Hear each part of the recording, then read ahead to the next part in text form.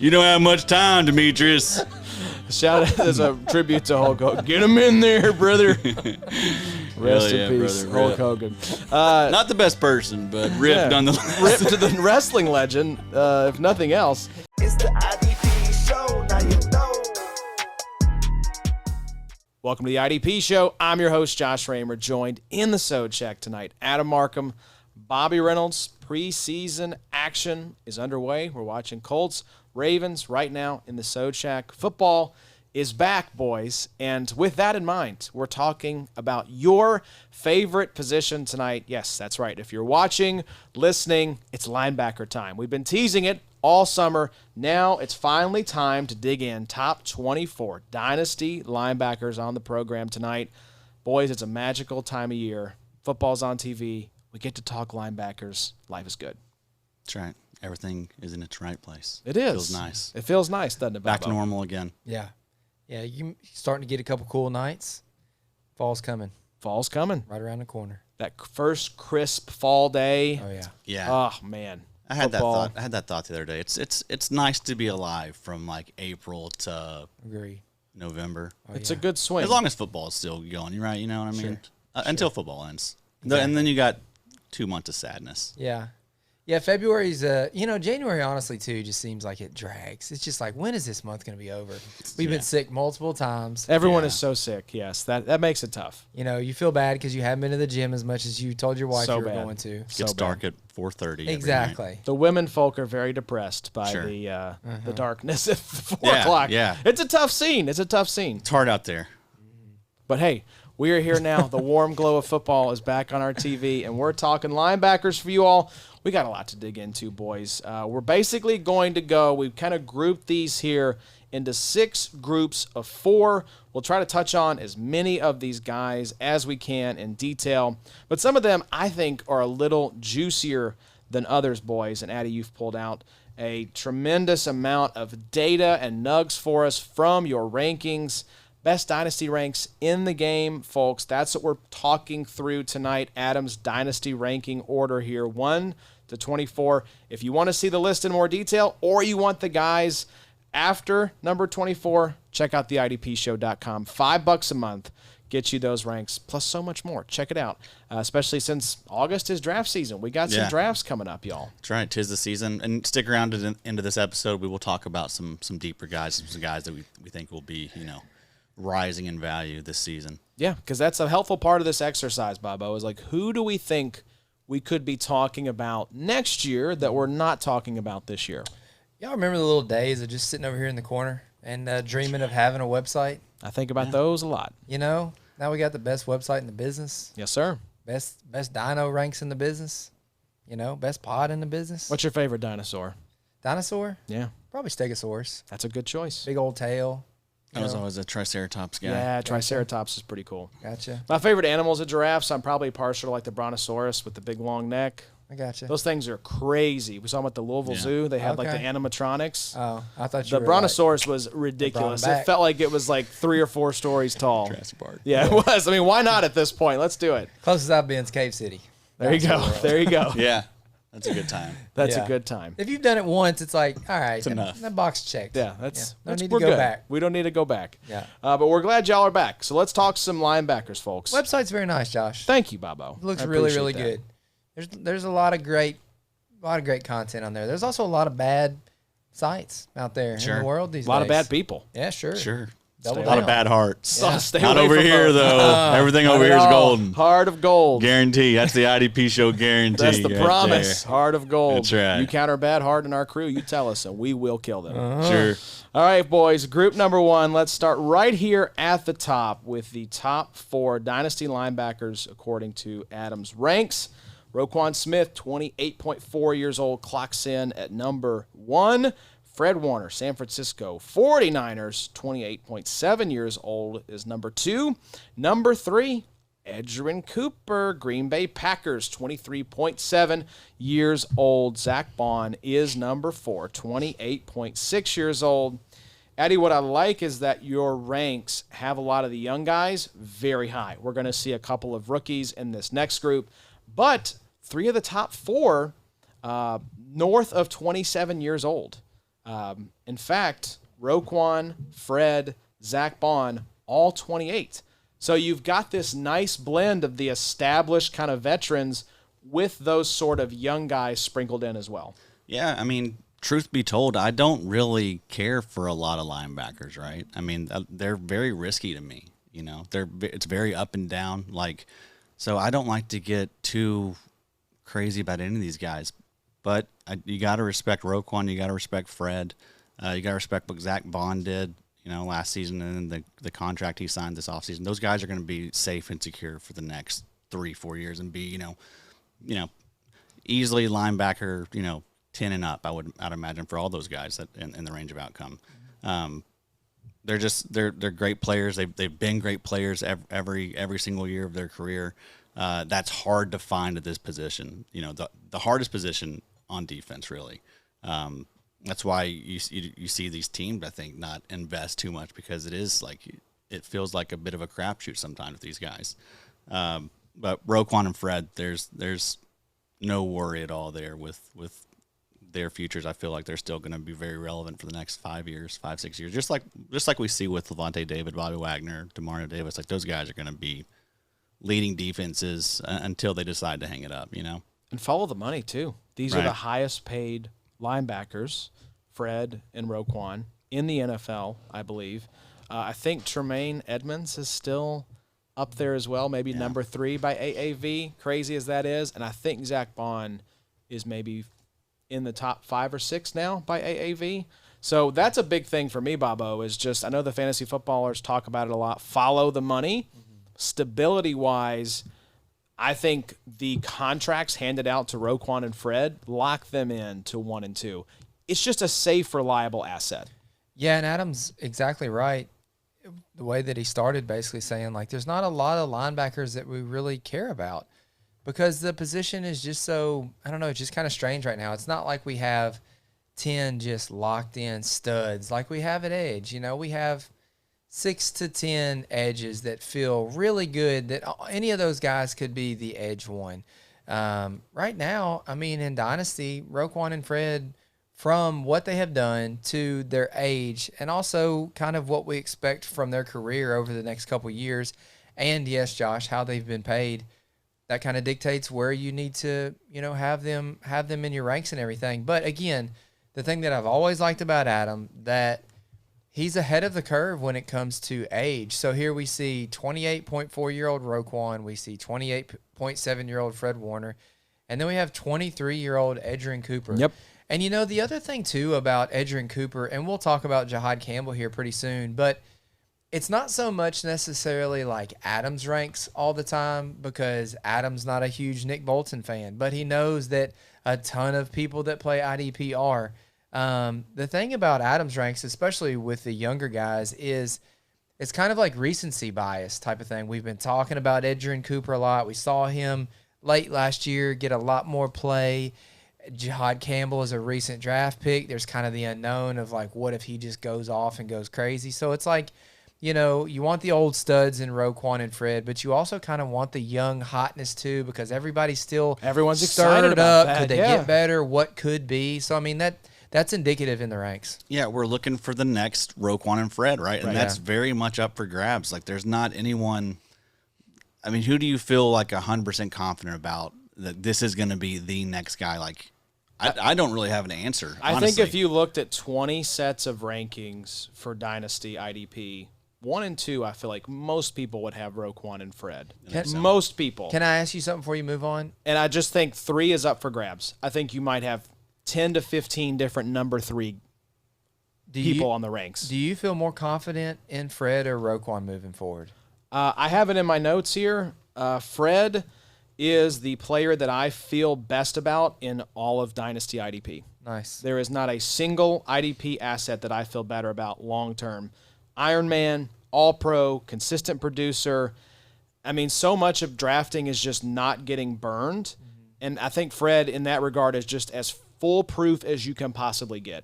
What else does he have to do? Yeah. I mean, you go back, Adam has in here the last 3 years, 2022, LB 17 in total points for Fred Warner, LB 5, LB 9, and then you go up to Roquan, LB2, LB16, LB20 in total points. I liked your note here, Addy, about just looking at the total tackles for these guys over their careers. Yeah, I mean, and I think they have some interesting career numbers, honestly, both of them. When you look at Roquan, definitely better tackler. 1,005 total tackles, that's 9.1 per game. Compare that with Fred. Fred has 897 total tackles, that's 7.8 per game. But Fred, he's a dude that gets a ton of forced fumbles, 15 forced fumbles. Wow. Versus 3 for Roquan. Fred also has 53 PDs versus 35 for Roquan. Roquan has him in sacks, 21.5 sacks, and TFLs, 63 TFLs versus 10 sacks and 36 TFLs for Fred. But, yeah, just both great players. Both a little different. Like, Fred's obviously the better coverage linebacker. Roquan is the better thumper, better. I feel like as far as, like, demeanors, I feel like Roquan is maybe a little more feared. I don't know, just because like that dude can he just looks mean. He looks mean. He looks massive. He looks like a thumper that would knock your ass out. Yeah, but I mean, just both of them awesome. Like it's been fun to watch these guys' careers. With both of them, I mean, 7 straight years of over 100 tackles for Roquan. And then we've got 4 straight seasons with at least 150 tackles. That is crazy. Yeah, people are starting to call this guy the Mike Evans of linebacker. Is that right? Yeah. So I've heard. Is that what the streets are saying? There's been a few. I've read it a couple places now. Have at this you point, now? I heard it the other day. And I think it was the in coffee Adam's shop. dream journal that he's maybe And read this people a are. few That's times. what a lot of people are starting to call him. Here's why I like that comparison, because I did the math, Addy. Roquan has been on average LB 12.3 since 2022. This Mike Evans comparison is perfect because where does he rank in PPR points per game the past 11 seasons? Wide receiver 12.8. Wow.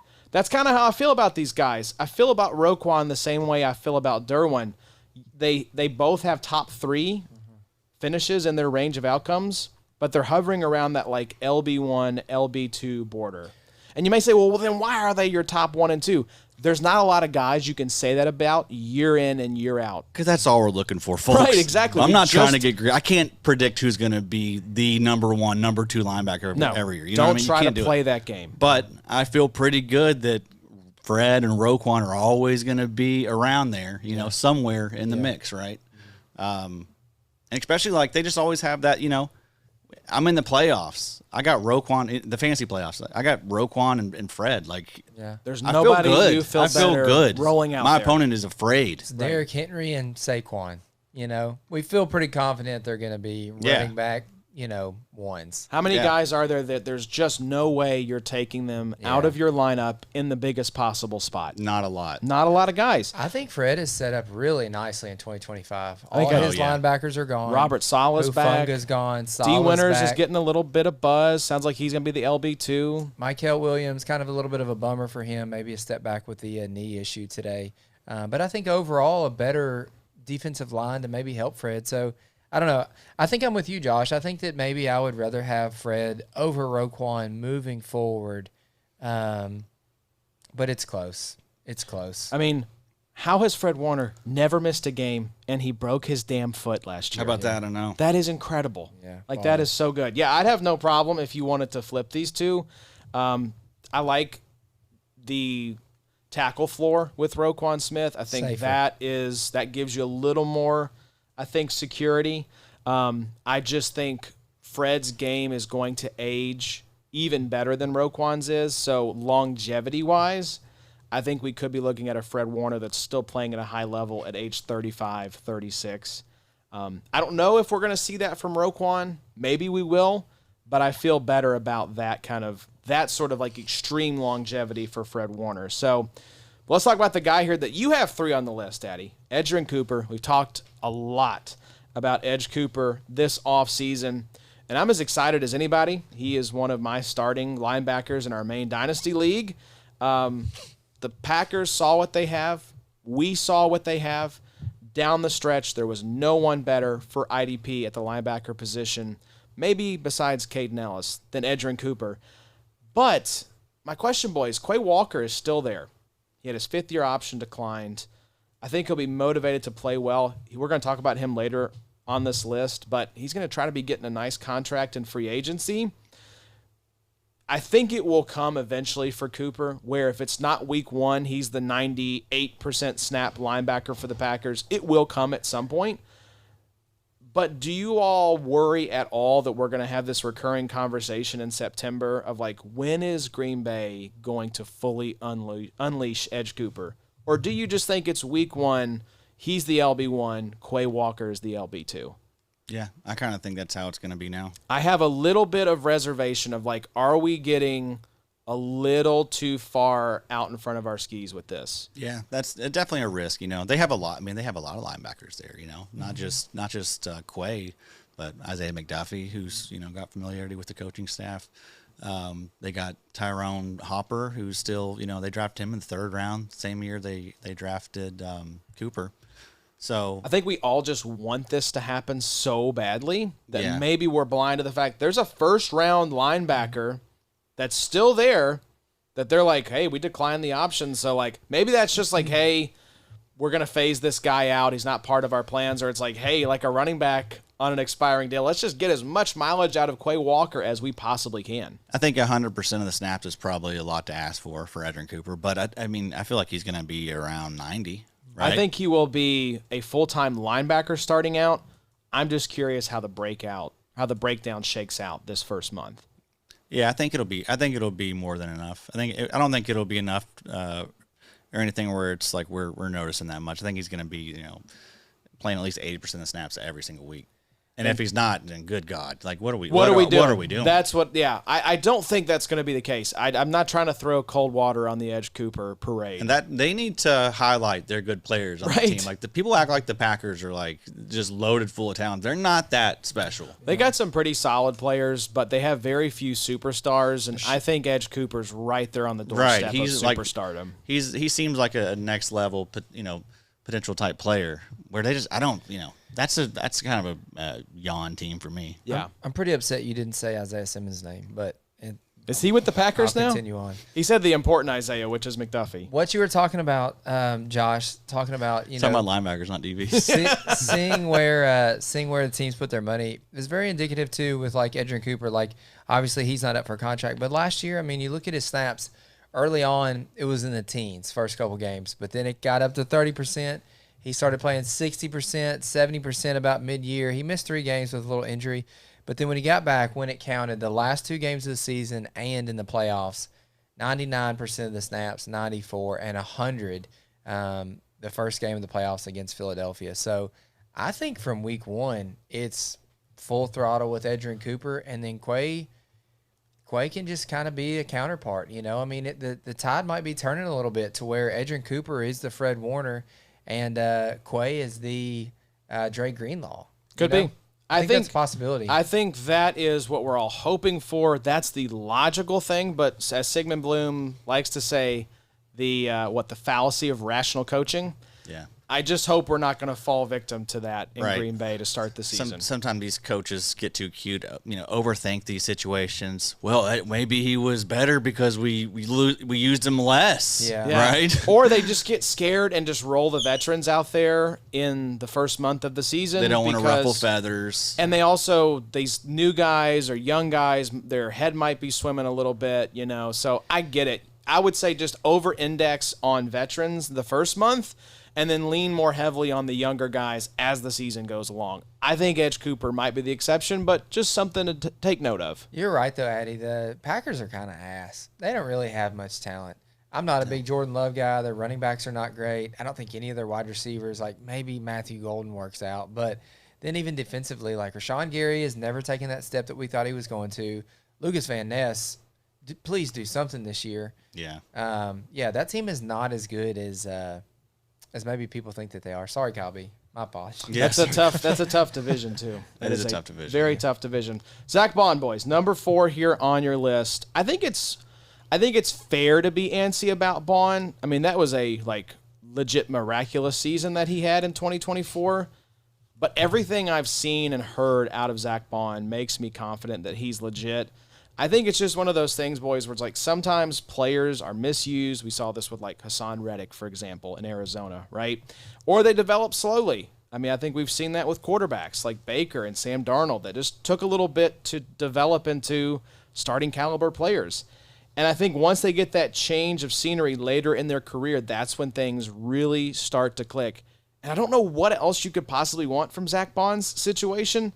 It's a sick defense, great DC, newly paid, at least to start the season, no real tackle monsters alongside of him. I mean, we'll talk about Jihaad Campbell here in just a sec.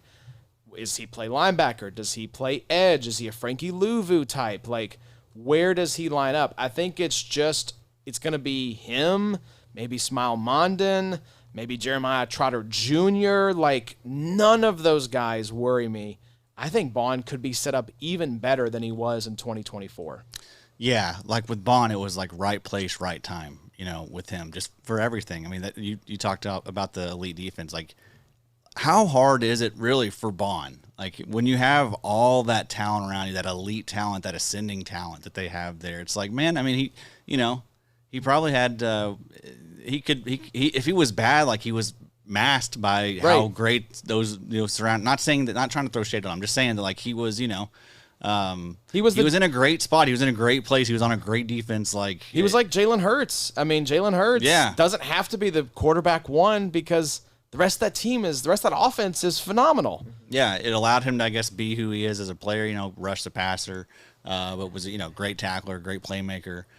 But yeah, just and nothing has changed. Like this defense is still good, still young. They're gonna keep adding. They're gonna keep getting steals in the draft every single year. You know what I mean? They're gonna bring in free agents that are good and upcoming superstars. Like that's what this team does. So he's gonna continue to be in a good situation.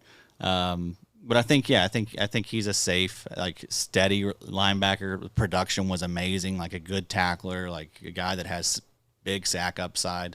Like really, like Luvu plus. Really, I was gonna say what Zack Baun is. He really is because he gives you the tackles that Luvu. The 150 tackles with the potential, to get 5 to 6 sacks. An edge rusher, in New Orleans, and that's why I like. Even though he's a little bit older, Bobo, he doesn't have a lot of tread on the tires because he really didn't play in New Orleans. Mm-hmm. He's like what's the Buchanan dude who played for Atlanta?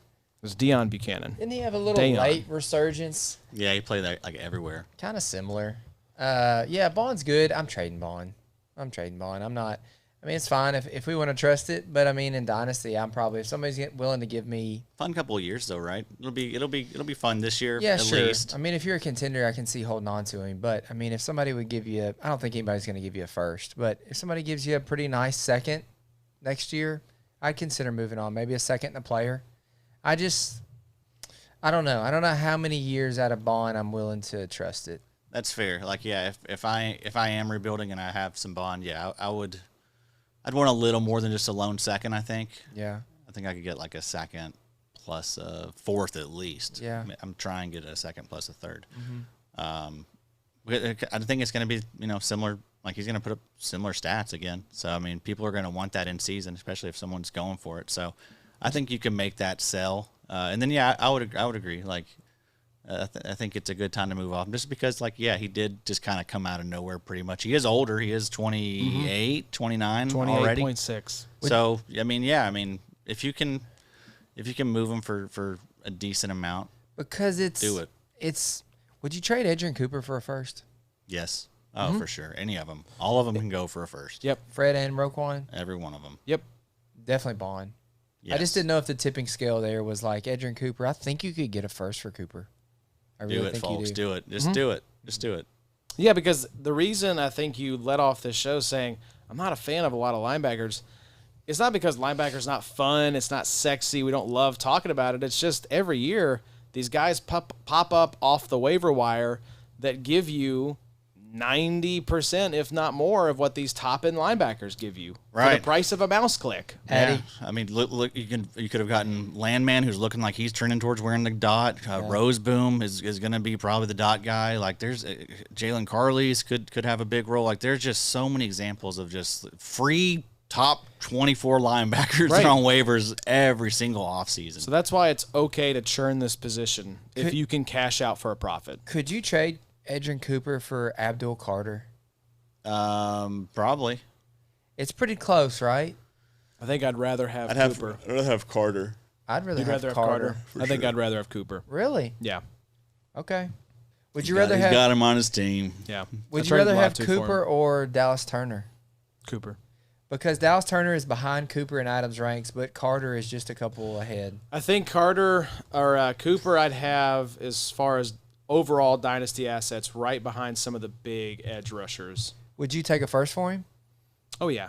Any of these linebackers I would I trade don't have for a a first, first. so I mean, like, I'm not scheming. Yeah, right. You're curious. Definitely plotting. 29 Definitely first. plotting. The Dallas Turner buzz, boys. It's getting up there.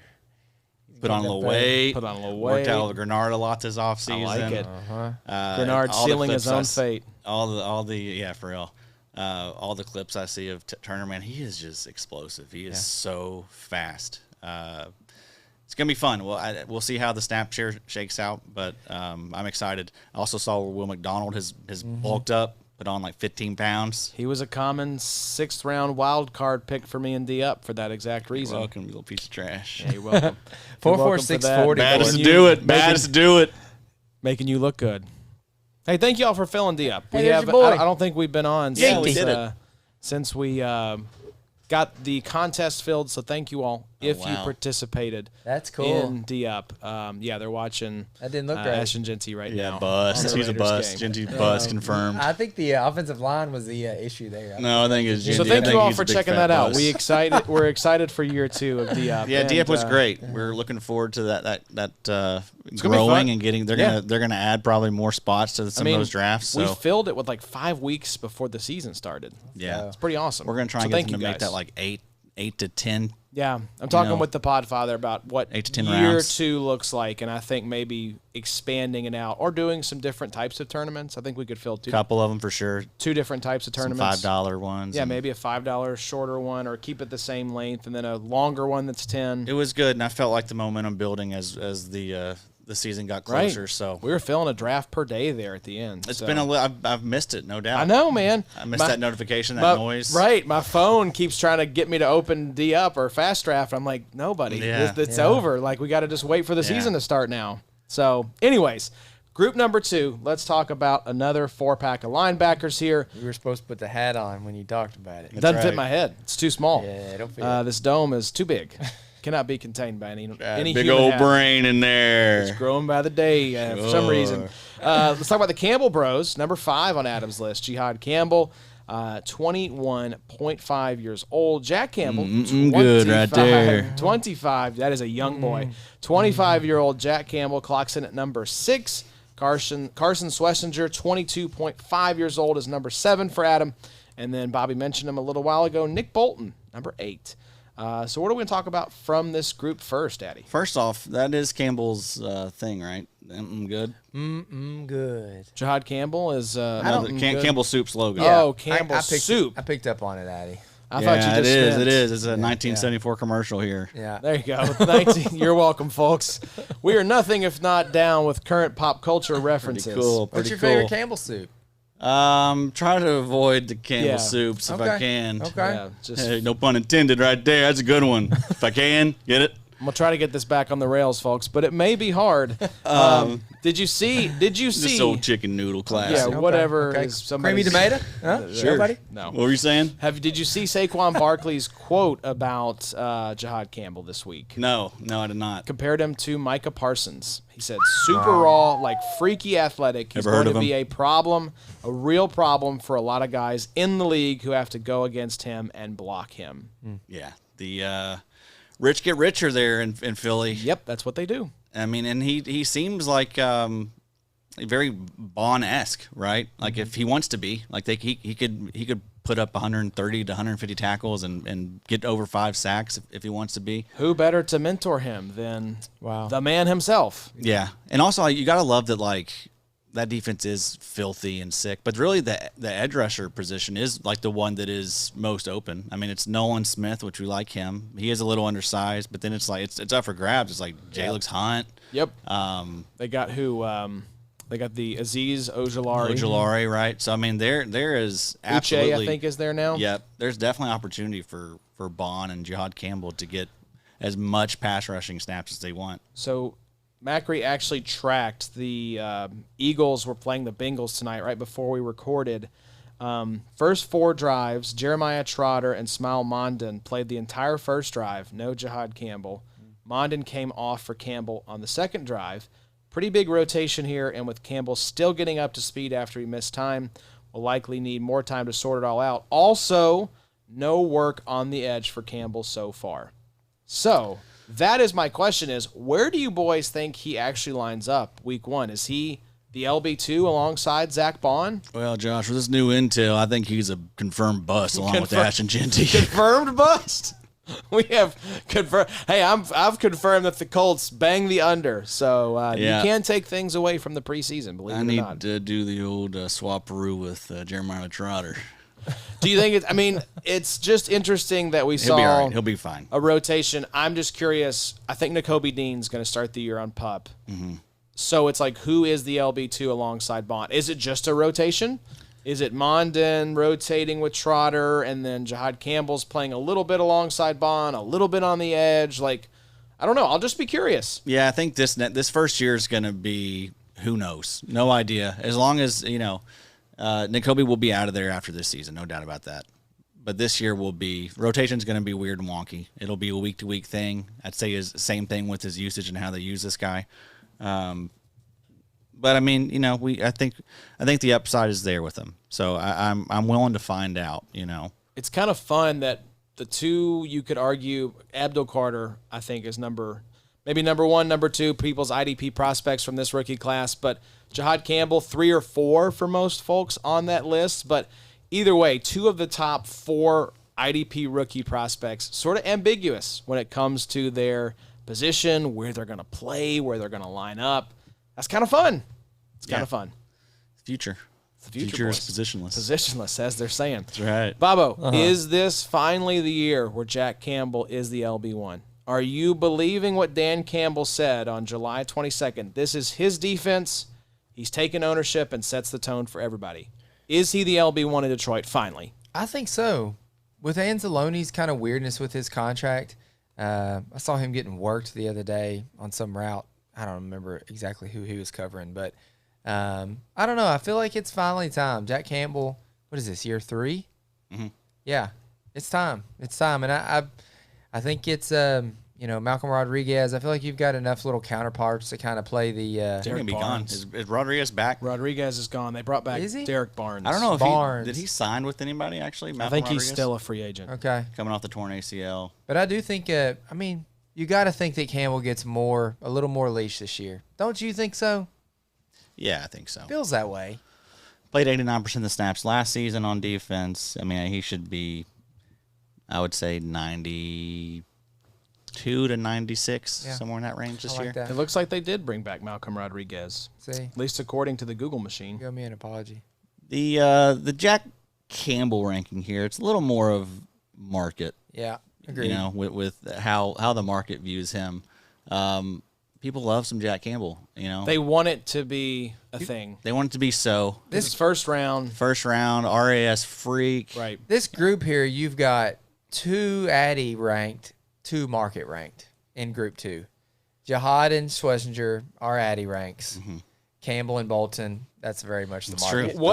What is the hesitation with Jack Campbell? I'm curious. Production.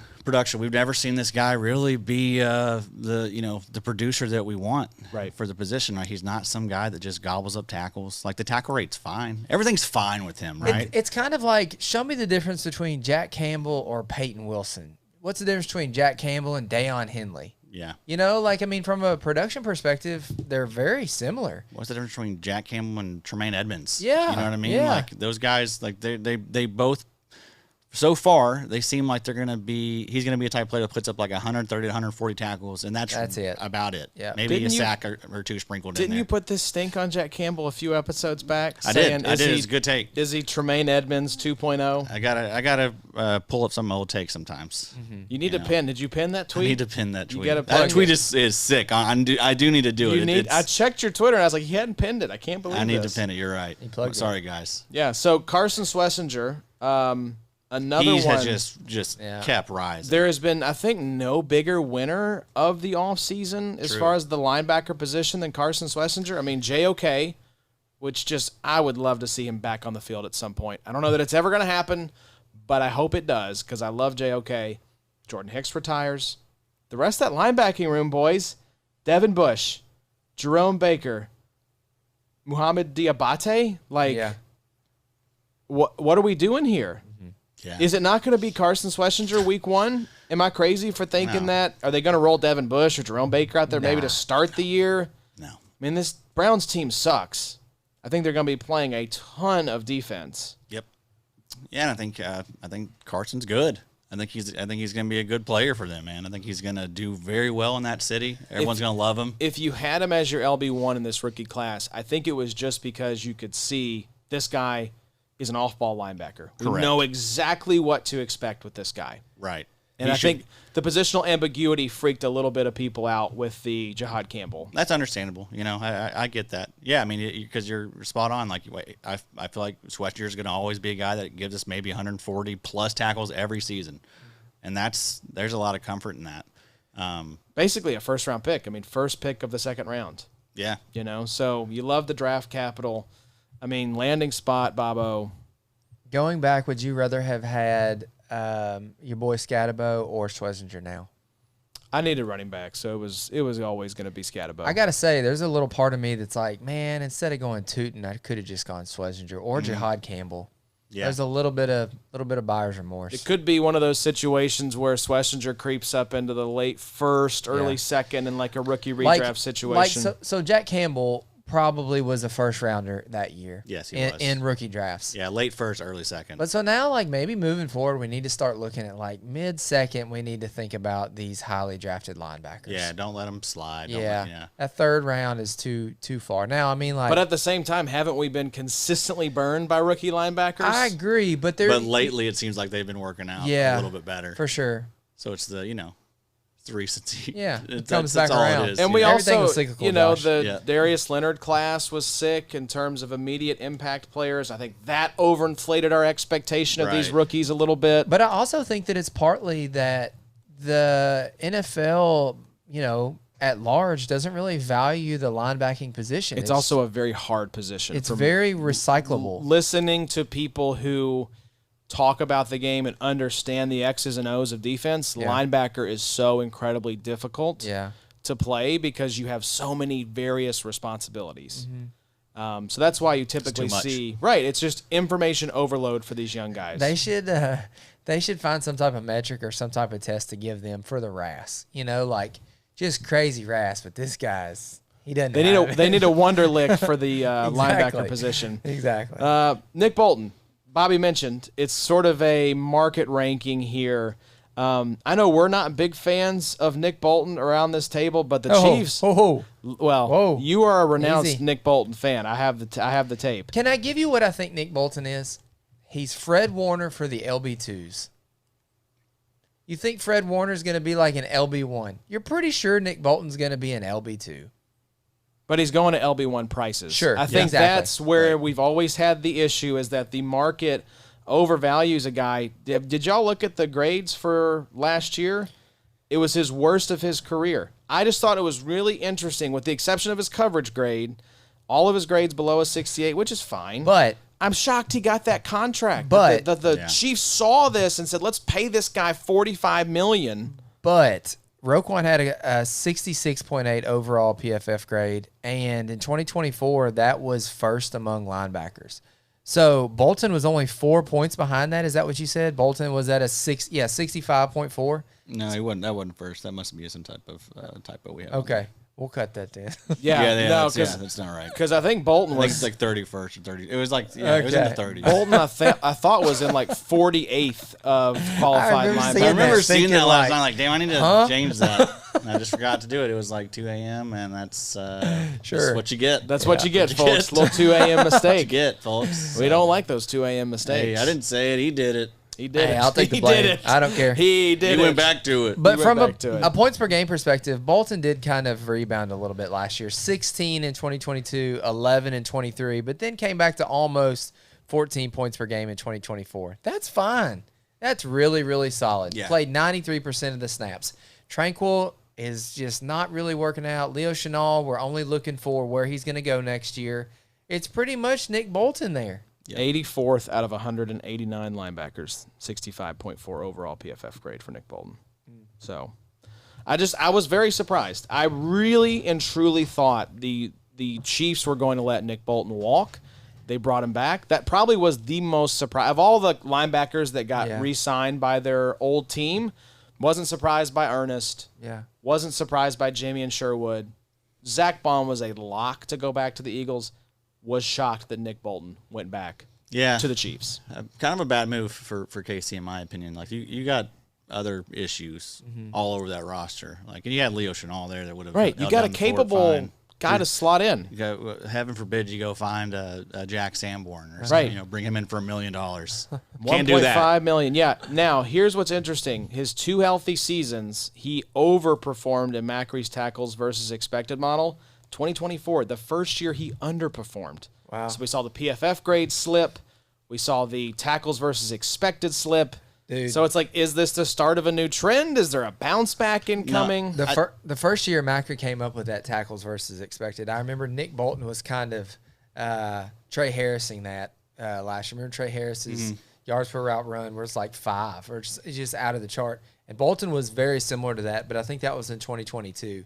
So it's interesting to see that he took that type of regression in 2024. But, I mean, look at the tackle grade, 83 in 21, 89 in 22, 65 in 23, 56 in 24. Right.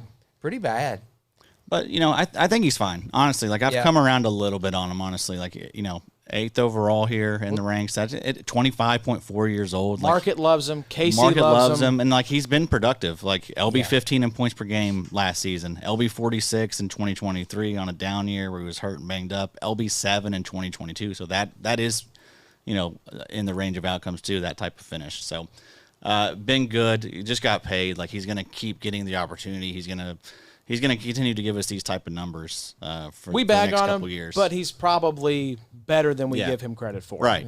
Right, and he's on a defense that is in the playoffs every single season, so that's going to play well later into his career when he lands with another team. So he's going to be fine. Like, we'll still be talking about Nick Bolton when he's 30. Like, he's fine. He'll still be producing. So, I'm not going to throw much more shade on old Bolton. Like, at this point, Bolton. Welcome back, Addy. At this point, his ADP will start to slide, though, a little bit, just because there's going to be so many more sexy linebackers that people start falling in love with. Bolton's going to be a value, and so we'll start being back in on him again. Maybe there's something to be said for the Chiefs essentially being sort of America's team. At least, the number of primetime games. They're always in the Super Bowl. Maybe that has something to do with the fact that the market just seems to love Nick Bolton. Sure, yeah. Yeah. I don't know. That's just, that kind of popped into my head. He's been good for fantasy. Right. I mean, like, the market's not wrong. Like, we can. He's not busted though. I mean, he got hurt the one year. You can't hold that against him. But otherwise, he's been an option that you're able to start. And he's absolutely returned on where you took this guy, and like, he was a 4th or 5th round rookie pick. So it's like that always makes people feel good too, right? So there you go. We gave this is a hit of a pick. Flowers. He's still doing really well. He's still a top 10 linebacker. Like, that was an all-time pick for you if you made it in your rookie draft. He's back. So. He's mad again now. Just get over it, all right? Get over Move it. on. Move all on. Right? God. It's over, okay? Jesus. All right, group number 3. Jamien Sherwood, clocking in at number 9 for Addy, 25.6 years old, New York Jets. Number 10, Daiyan Henley, Los Angeles Chargers, 25.7 years old. Terrel Bernard, number 11, 26.3 years old. Frankie Luvu, number 12 for Addy, 28.9 years old. Let's give Sherwood some love here for a sec. I didn't realize how well he did in the tackles versus expected model that John has, 86th percentile. He's kind of like discount Zack Baun to me, at least in my head canon, of like switched positions, kind of one-year wonder sort of thing. Got paid this offseason, a little less than Baun. The only thing that I think he has going differently for him is, new coach, new DC, that sort of thing. But this is bad defense. Right, yeah. But this is the team the regime that chose to bring him back. Right. So, I think he could be. We always joke about discount Bobby Wagner with Levante David. I think maybe Jamien Sherwood is discount Zack Baun. Yeah, I don't hate that take at all. We're talking about Schwesinger being like the winner of the offseason. Like Jamien Sherwood is also a candidate for that. But yeah, I mean I was surprised at how much he got paid. What they give him, like $45 million? Yeah, pretty much every linebacker got 3 years, $45 million. Yeah, they all got the same deal.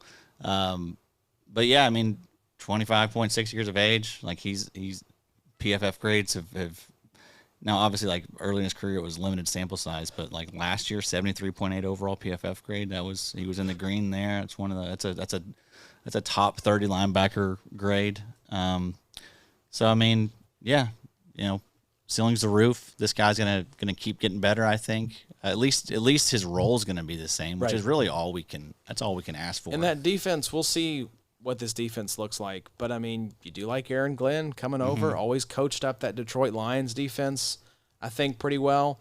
Despite the staggering number of injuries they had last year, that unit kept playing hard. They kept trying to throw stuff at the wall to make it work. Yeah. Unfortunately, I think they just ran out of gas. Going up against that Commanders team in the playoffs was just kind of a buzzsaw for how diminished their defense was. But I do like Aaron Glenn as a sort of defensive architect for this New York Jets team. And I do feel the best about Sherwood out of the linebackers there. Like Quincy Williams, I'm a little nervous about. Like I feel like we could see it. He's one of those guys that it could just be over at any moment for him. I think we're still safe this year, but I feel like he's someone that I don't know that we'll be talking about like early 30s, right? I feel like he's going to burn out fast. And kind of talking about, Roquan, the tackle efficiency, that's one area where he's underperformed is tackling efficiency, but he makes up for it with the big play. So I think that's why he's historically graded pretty well in our scoring system, which is a big play scoring system. So, but yeah, I think Jamien Sherwood, little bit of a discount. We're going to have a really fun article coming up here in a couple weeks looking across the IDP industry. Who are people's picks for the LB1? Who do we think will finish as LB1 for 2025? You trade for Sherwood? Would not be surprised to see Sherwood on that list. Yeah. Would you trade for him? Probably, because I don't think he's cost a second. You buying? Yeah, I don't think his name is really ascended to some crazy height that's not worth it anymore. I think he's still a value. What was interesting was when I did the buy sell hold episode with John, D up and our ADP had Quincy and Sherwood flipped. So one of them had Quincy higher, one of them had Sherwood higher. Which one was which? I can't remember. Fast Draft had Quincy higher, maybe. I don't have to go back and look. But it was interesting to me. That kind of signaled to me like the market really doesn't know what to make of this Jets linebacker situation. Yeah. So I think, is there an opportunity here if you've got Sherwood or if you've got Quincy, could you trade, Quincy straight up for Sherwood or even get like a plus on top of that? I would be surprised. I mean, I'm sure there's a dope out there that would do it, but there's like 3 or 4 years of age difference between those two dudes. I think anytime you can buy 13 points per game at linebacking position, if you can buy it cheap, go get it. Yeah. Well, especially at 25 years old. And you probably still have a little bit of the skepticism discount of are we sure this guy's legit? Like we've only seen it for 1 year. It was the same thing with the Zack Baun. Like people were nervous to come around on him, and now look, you can't buy him pretty much without spending a first. Jamien Sherwood is just not a sexy name. He's still kind of flying under the radar a little bit. But a positional convert, safety to linebacker. Sure. But yeah, him and Quincy both going around the same. I feel like people will just expect that to be like a copy paste situation from last year. Same type of usage, same type of production to expect. Those guys will both probably be top 24 linebackers. I wasn't paying attention a minute ago. I thought you said Quinnen Williams is not a guy we're going to be talking about in his early 30s, and I'm like, man, that's a strong take. No, Quinnen will be fine, I think. I hope so. He's kind of been suppressed the last couple of years ever since he went crazy. Yeah, the stats haven't been there. For sure. Yeah, everything else has been good, I believe. He'll be okay. Sherwood has in our ADP is much higher. He's LB12. Quincy is LB20. See, and that's but I think that was flipped. That's a smarter group of drafters in there too. That's the other point too with the ADP is that's not our ADP is great, but it also doesn't take into consideration like just normal leagues. Some normal leagues are going to have Sherwood. Yeah, you're going to have some curveballs. Yeah. there will certainly be a lot more value to be had in those type of leagues. Yeah. And these are obviously best ball 2025 leagues that we're drafting for, but it at least gives you an idea of where the market is on these players. So let's talk about it, Addy. Daiyan Henley, little trade went down, the XFFL. Wow. Involving Daiyan Henley. I sent Payton Wilson, my 26th third, for Henley, and your 26th fourth. Money was about even. You get one more year of Payton Wilson's rookie contract. For me, I mean, I still love Payton Wilson, where he's going to be wearing the dot this weekend, it sounds like, which is awesome. The buzz out of camp has been phenomenal. But I think everything I've heard about Daiyan Henley, we talked about Edgerrin Cooper being poised on the doorstep of superstardom. Very smart NFL analysts that I trust look at Daiyan Henley the same way. So for me, this was just trying to get in on the front side of a wave before it really reaches full height. But I look at these guys very similar. I love both these guys. What are you smirking about over there, old Smirky Smirk? Oh, when all these normies start telling you, oh, buy this guy's going to be the next thing, that's when the hell Addy gets out. That's why I'm 3 steps ahead, folks. I'm talking about riding the waves. I'm the one that rode the wave. I drafted the guy. You know, I took him down here to where he didn't get any playing time, and then he shot up here. You know, now I'm getting off. I've had enough. Should have never done this trade. Should have known this was coming. I'm excited about Henley for 2025. Yeah, I agree. I think he's going to be the guy there. I mean, Junior Colson, he was playing deep into the preseason Hall of Fame game. Yeah, not a great look. Perryman got arrested. It seems like the charges were dropped. The charges were dropped, apparently. but maybe some knucklehead status. Not the best start. Maybe bad omen for old Perryman this year. And then Troy Dye, another depth piece. I think. Although maybe he's a favorite for that LB2 spot there, honestly. Yeah. But yeah, I mean Henley, you got to be he was sick to watch too. He had a lot of TFLs and he stood out. He was fast, very quick to the ball. Good player, young player, and also still learning, still figuring that this was a guy that was a wide receiver. Wide receiver, Washington State, I think. Yep. So I mean, still learning, still figuring out the position. But I mean, he's got the trust of Harbaugh and that defense there. So good things. I expect him to be a guy we talk about for a long time on this show.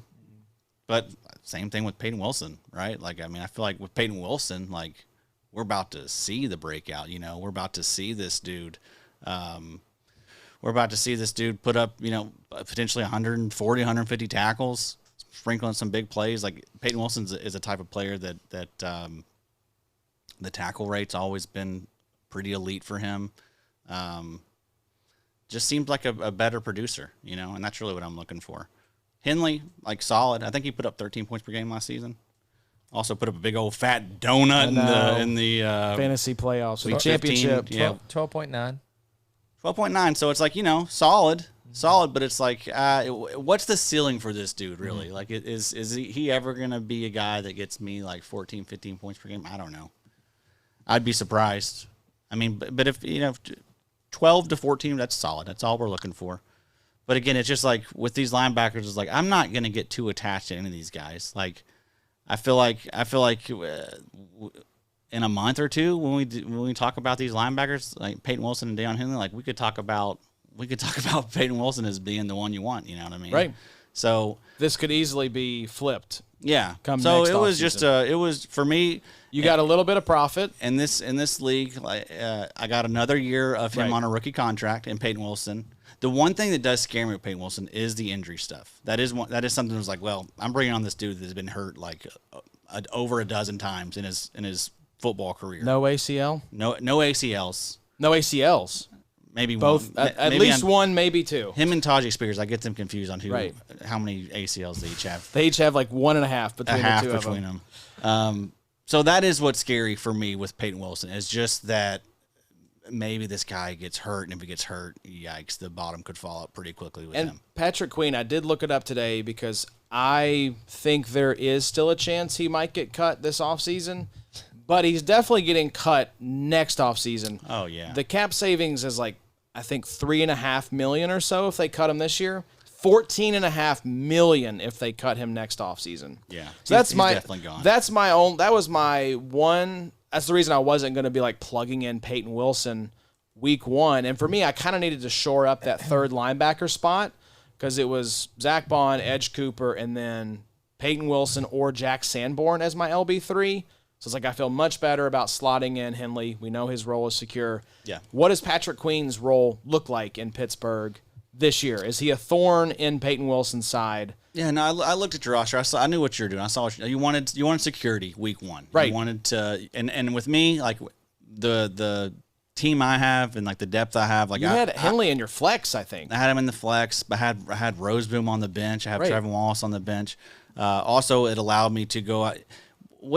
What I really like doing is going out and finding these linebackers. When I'm too set at linebacker, when I'm too loaded, too studly, which it is fun to talk about. I know you guys love hearing me talk about the linebackers and going over the roster and stuff. I know you guys, that's like your favorite part of the show. That's why you tune in every week.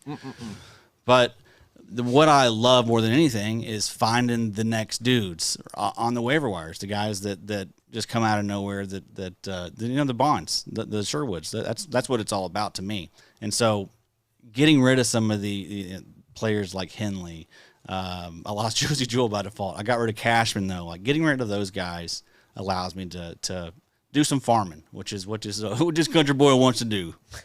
Really, that's pretty special. Baba, right we've there. monologued for about 20 minutes here about this trade. What was your take on it as a neutral third party? I figured there was a little bit of the normie hype that probably had you swayed on Henley. But I will say, Henley's pretty damn impressive. I mean, he had 12 double-digit tackle games last year, played 100% of the snaps in the playoffs against Houston, and had 10 tackles. I see what Adam's saying. It does seem like there's not a ton of the big plays aside from just tackles or potentially TFLs for Henley. I think he had maybe 1 sack throughout the year and 1 INT, which is fine. I think Henley could get even better. I see what Adam's doing because it does seem like Henley is probably the more locked in 13 points per game guy. But if Payton Wilson really hits, if Patrick Queen gets cut, if the opportunity opens up, Payton Wilson does seem to be probably more of the type that could hit that 15 points per game type of category. It kind of feels like to me it's the Jack Campbell career path with Payton Wilson of like maybe it's year 3 when the obstacles finally clear and maybe we see it the end of the season. That's what we saw with Jack Campbell. Yeah. When the talent is undeniable, like it is with Payton Wilson, I think it happens eventually. But it may be, and who knows what this Steelers team is going to look like. Are they going to be, 4-8 as we come down the home stretch and wanting to start the young guys? Yeah. I think I remember, too, in the tape with Henley, I remember liking him. I think he played ball, too. Like basketball? Basketball. I don't know. Just sometimes when there's these types. Yeah, I remember you were a fan early on of Henley. I remember these. I remember talking about Henley. There was something else really cool about him. But yeah, I don't know. The trade's fine. It's whatever. The picks are fine. I mean, it makes sense. I think it's probably the most even vanilla trade that you could have made for these two guys. And that third round pick, I don't think was it yours. I thought it was mine. I actually thought it was someone else's. I think it was your 4th.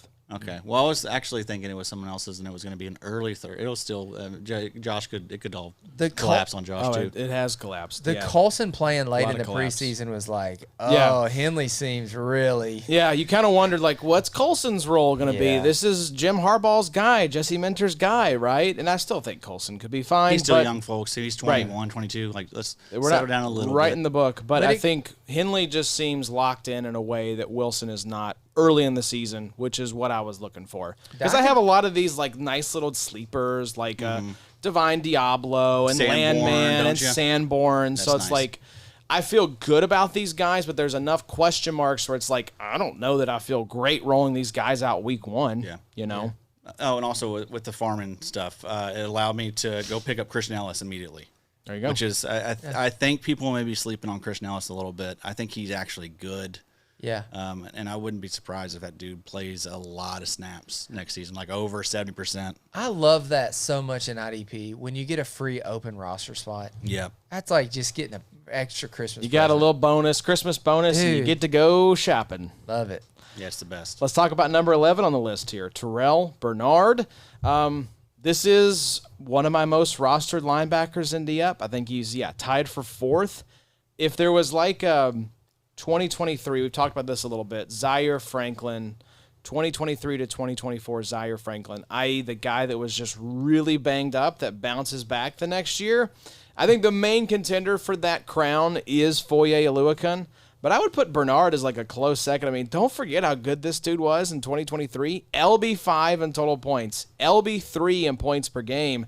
I'm not calling for like top 3 this year, but I think top 12 if Bernard stays healthy in 2025. I mean, I think I talked about it a little bit with John. I think Bernard is really being slept on. One of the most like underappreciated full-time linebackers with top 12 upside. Why are people not more excited about Terrel Bernard? Is it just the injury concerns?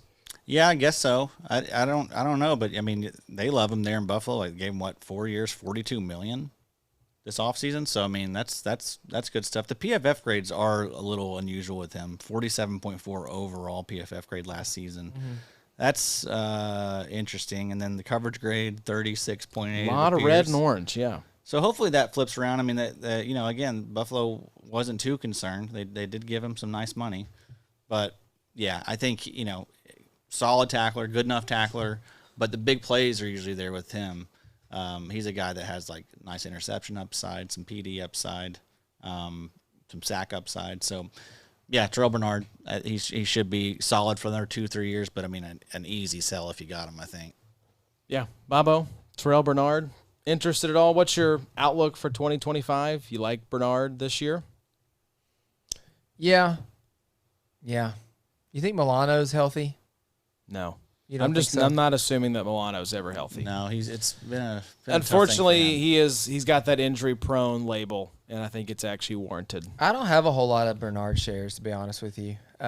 He was just one of those delicious like 3rd or 4th round values in D up. That's the thing though. It's like I like him, but I like A lot 30 of- linebackers for sure. around him. Like there's like he's fine. Bernard seems like the type that if you could sell him, you probably should.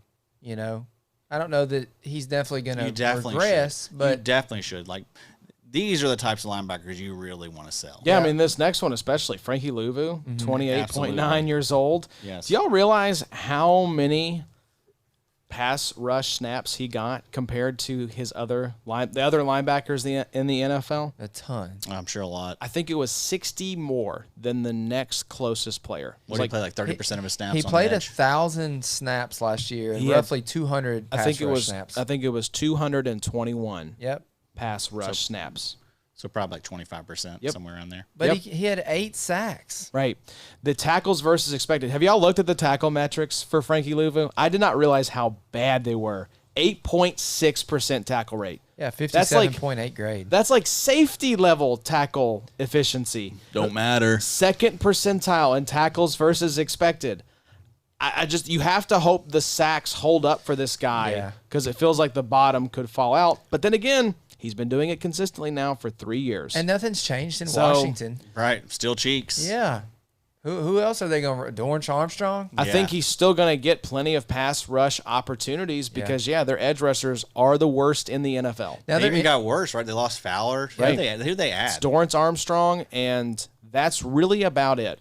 That is insane. What are we doing? it's- Washington, you guys are like in a legit window here. What are we doing? That's why I said pick up the phone, Dan Quinn, former Cowboys defensive coordinator, Yeah. Oh, wow. and call about Micah Parsons. Offer 2 first-round picks. Like, get it done. When Like, did do you it. say this? Huh? Yeah, that You old tweet this?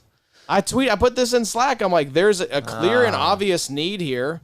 Now, I don't know that Jerry would ever trade him in the division, but you offer 2 first-round picks. I mean, he has to at least think about that, right? That gets done with the old owner there in Washington. Dan Snyder makes that happen. Oh, In a I know. heartbeat. Yeah, this new one is just too soft. Too soft. Yeah, there have been 5 first round picks. Whatever and it took. $300 million contract. $300 million, he says. Listen to Dan these. Snyder way, baby. Listen right. to these names: Dorrance Armstrong, Deron Payne, Javon Kinlaw, Von Miller, Dietrich Von Wise, Miller. That's actually interesting. I like Clellan Von Farrell, Miller. This Jerzon is- Newton. This is the worst edge rushing group in the NFL. It is so bad. And Bobby Wagner again.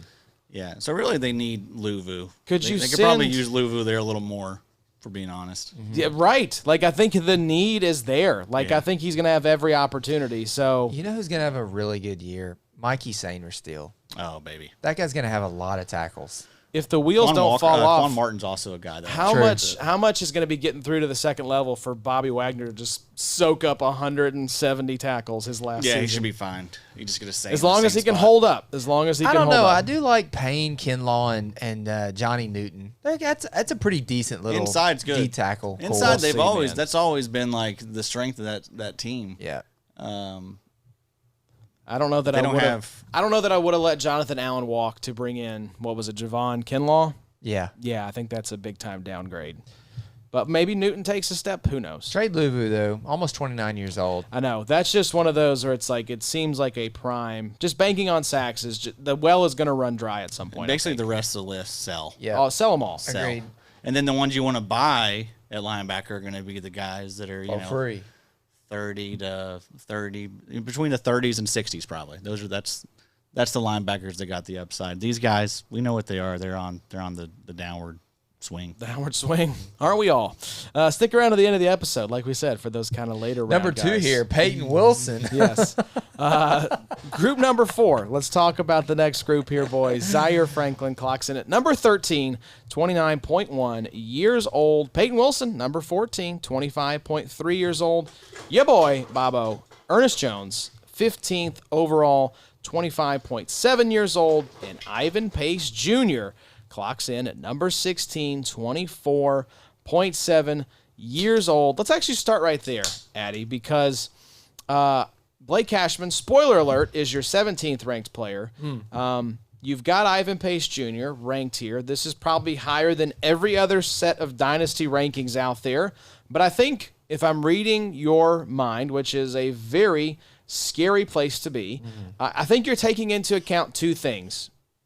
Ivan Pace Jr. is an elite LB handcuff for Blake Cashman, who does have injury concerns. I would argue Ivan Pace Jr. is the most elite linebacker handcuff in all of IDP, and his future outside of Minnesota could be very nice. We know Ivan Pace Jr. is a baller. I think this is just like a stash.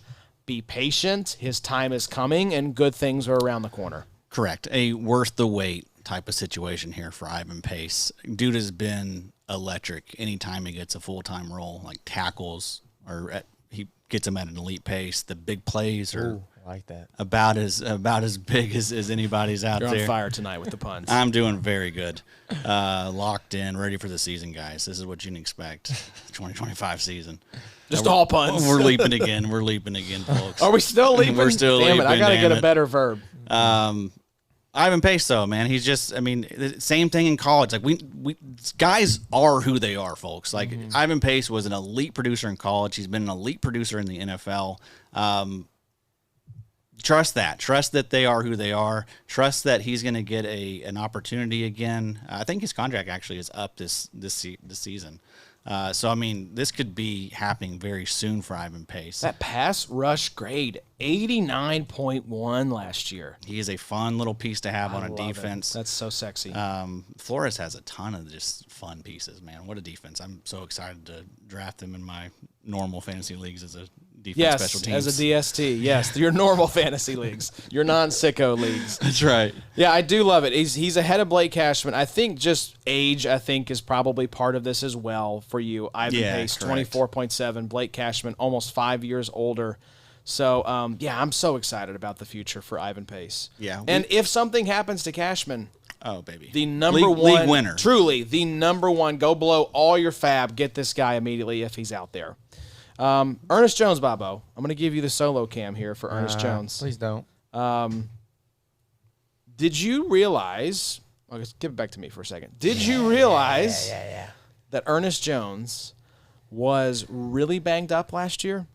I watched an interview with him today. He said, "Boy, I was hurting. You have no idea how bad my knee felt." And now he said it's back to 100%. He's not babying it anymore. Yeah. We got him. Roped So him. The market, though, is still very bullish on Ernest Jones. He's LB11. His best finish of his career, LB9 in 2023 in total points. So I don't know that you got a lot of headroom there in terms of like where he's being drafted versus like what the top end finish is. Nick Bolton-esque. Yeah, is this a market rank for you? You know, when we were reading these off, I was like, well, do I have him a little low?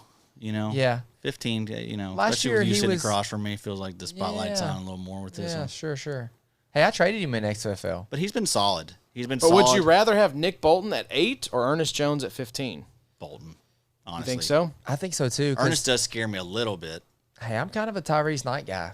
Well, he's got that injury now. How bad? How I bad know. was that? I know that's true. That definitely dings it some. But I don't know. Ernest just got paid.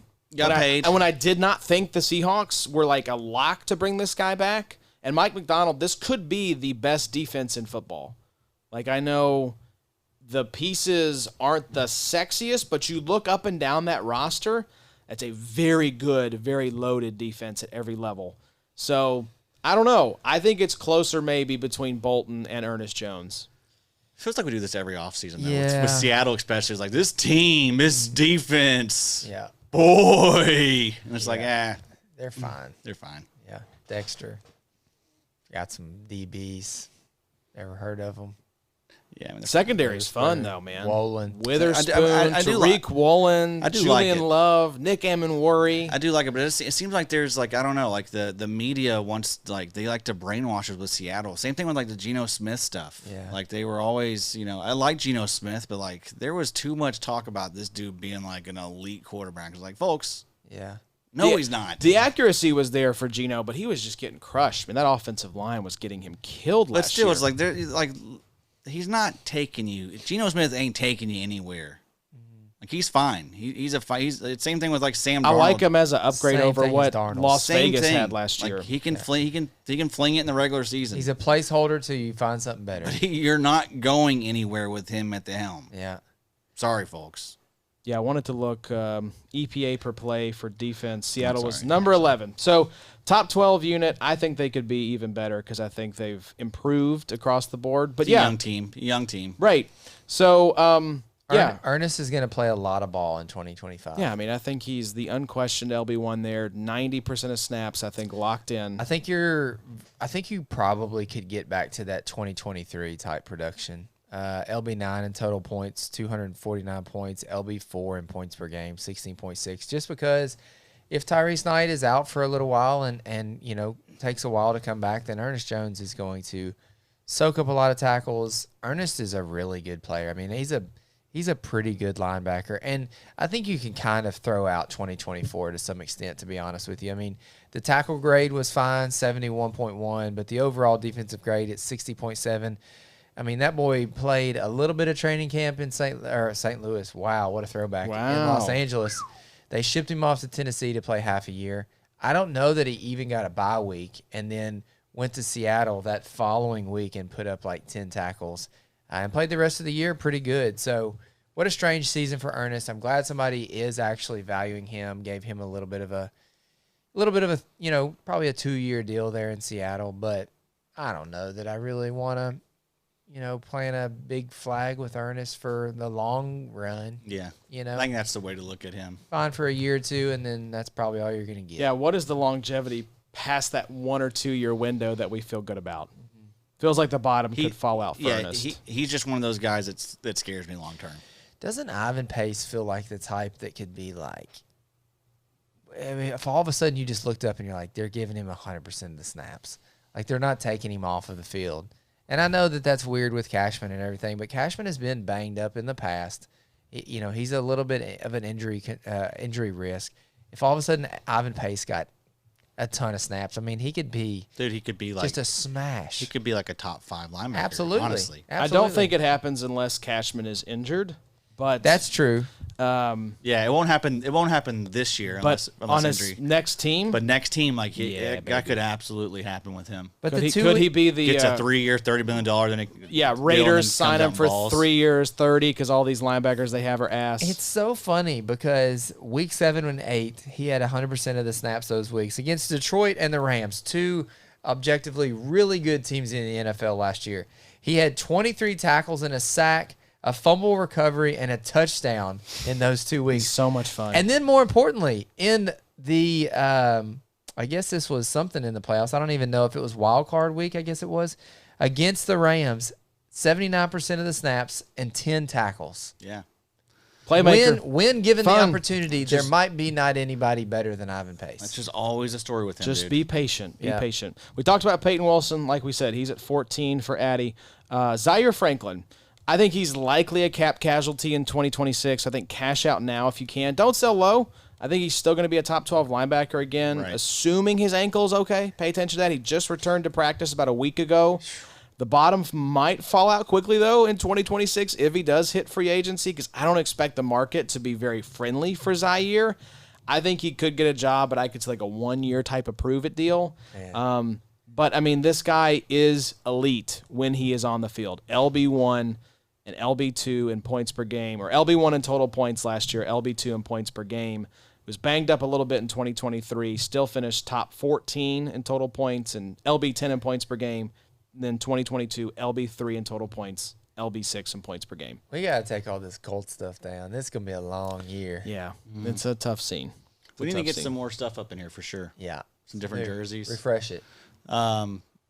Yeah, I mean, Franklin is a elite producer, an elite tackler, but you're right. I mean, I do worry about it ending at any moment. Some people probably are like, who is that guy? Right. Yeah. I saw where there was a headline that said Jalen Phillips avoids major injury scare. I'm like, dear God.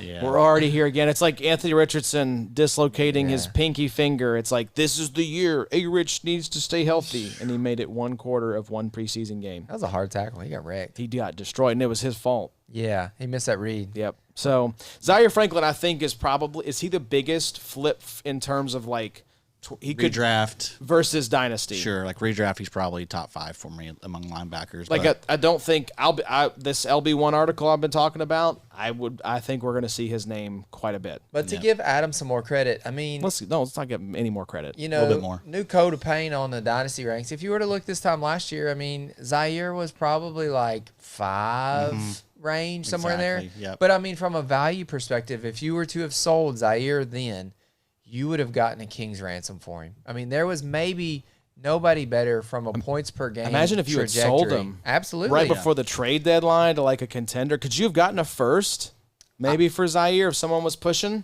I sold Maybe. Zaire. You I could don't have know. at least gotten a second, I'm sure. and you would have felt fine with it too, Right. because Yeah. he was such a stud in the playoffs. Yeah.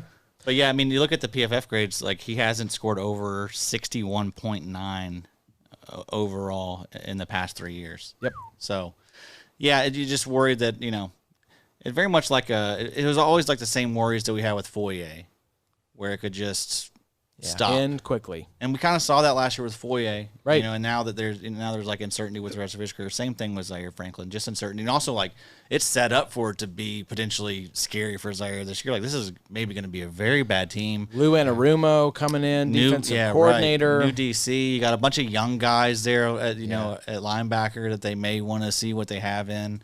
So I mean, Zaire kind of had like a weird falling out last season with the team. It seems a little bit. Yeah, You have a podcast? feuding with Pat McAfee. Yeah, the trenches, I think it's called. Yeah. So I don't know. Just There was a bad taste in, I think, the fans' mouths as well from where he was yapping on the podcast. Like, it was a very sour ending. He was mad about, like, not being on the NFL Top 100 or something, or not being an All-Pro. Yeah. Just the vibes are very bad around Zaire also, Franklin. who wants to listen to Zaire Franklin? No offense. I don't know. Yeah. No offense. Who wants to listen to this guy? Yeah, and most people are gonna What say, what who? is he giving us? Yeah. Like for real, what insights are we getting out of Zaire? Like what are we expecting to get out of him? I am Like, all for players seeding their post-NFL careers while they're playing, but yeah, I mean, I don't care what any of these players have to say. He would be a guy up here if it was Franklin. People would be like, I don't even know who that is. Yeah. Normies aren't going to know Zaire Yeah, Franklin. I mean, non-IDP players have no idea who Zaire Franklin You have is. Hutchinson up here. People are going to know who Parsons. Yeah, Dallas Turner. Ivan You know, Pace. Roquan Smith. Let's talk about Ivan Pace's running mate, though. Ivan Pace. Top of the I next missed that group. one. You missed Dallas Turner too. Yeah. Sorry. Blake Cashman, That's when we need to get up 29.3 years old. Let's do Ivan it. The Pace. frame can Let's get all three of our 20 24. Yeah, edge Latu, rushers. Verse, and Turner. That's to be the way to do it right That's there. sick. Ooh. Okay. Should we do it now? Little try frame. Give me the I'll credit get card, a little Josh. tri-frame. Give me the card number. The old tri-frame, as they like to say in design. Next group here, Blake Cashman, number 17, 29.3 years old. Number 18, Logan Wilson, 29.1. Quay Walker, 19, is 25.3 years old. And Patrick Queen, 26, clocks in at number 20. Blake Cashman. I love me some Blake Cashman for 2025. Gets, nicked up. Injury is a concern. But I think if we can get a full 17 games from Cashman, he might be my pick for who will be the LB1. It's a little dicey again because of the injury concern. But Brian Flores, zone-heavy defense, ideal for linebacker tackles, hat tip Macri on that one. So that's why I'm excited about both Cashman and Pace. Is like I think whoever is in that role is going to feast. But dude's a little bit older, banged up, so I get the ranking here at 17. Yeah, we just saw him feast. He was awesome last season, and that defense was much better when he was out there. Like it was noticeable when he was off the field. So, big fan of Cashman. He's on a very very reasonable deal there in Minnesota. I think it was like 3 years, 20 something when they signed him. So he's absolutely outperformed that. But yeah, I mean, feel good about him for the next couple of years. But I mean, sell him if you can. I've sold him this offseason. Approaching the age 30 cliff with injury concerns is right. enough reason for me to be like, all right. And he's a guy that's flashed recently, right? Like we haven't. If we had 5 years of Cashman just being solid and he showed steady flashes for us, in Houston, sure, but again, sure. it was always with the injury concern caveats. Yes, and that's still there for him. So I mean, I traded Cashman for Josh Hines-Allen. It was Cashman in the third for Josh Hines-Allen. Right. So I think that's the type of move you need to be trying to do. If you're trading Cashman. If you're trading Cashman, you had to think about that. I was just thinking about did you actually? I was like, am I gonna add something else? There's something else I could add. He was buffering. I was like, it's. There's no pun here. I got nothing left for y'all. Sorry, did folks. you actually end up just cutting Josie Jewell loose? No, he's still hanging around. Still hanging around? I don't know what to do there. I'm just conflicted. I'm just searching just Twitter love- every day. Right, just love the outlaw. Is his head okay? Is he just wandering the streets, pissing his pants? Is he still seeing foggy? Yeah. Logan Wilson, Bobo. Yeah. This might be Logan Wilson's final season in Cincy. They could save about $3.5 million. They've got a bunch of young linebackers waiting in the wings. Demetrius Knight Jr. Barrett Carter. Barrett Carter. Thank you. I had the wrong name there. Orrin Burks, Yeah, Orrin Burks. Super Bowl winner. Here's the difference thing. maker. He kind of low-key makes some big plays. 11 INTs, 7 forced fumbles, 5.5 sacks in his career. How do we think his game is going to age, Bobo? Do you see him aging kind of like Levante, Bobby Wagner, Eric Kendricks playing into his mid-30s, or are we approaching the cliff with Logan Wilson at 29.1? I think this is a very astute ranking here right behind Blake Cashman because I see both of them very similar. Has Logan Wilson missed much time for injuries? No. He's been a pretty little healthy. bit. He got banged up a few seasons. Looks for the like most part. 343 snaps in 2020, so I'm guessing that was maybe an injured year for him. Not near as much as Cashman, though. Missed a little bit of time last season. Yeah, because there was a stretch there, right, where it was Pratt and AK, Dakeem Davis-Gaither that were yeah. getting some run. You like Logan Wilson from a playing perspective because you know he's going to see a lot of snaps in 2025, but I see him very similar to Blake Cashman. I see him very similar to, some of these Frankie Luvus, these guys that are 29 years old and kind of on their way out somewhere. I mean, from a points per game perspective, Logan Wilson has been pretty good. I mean,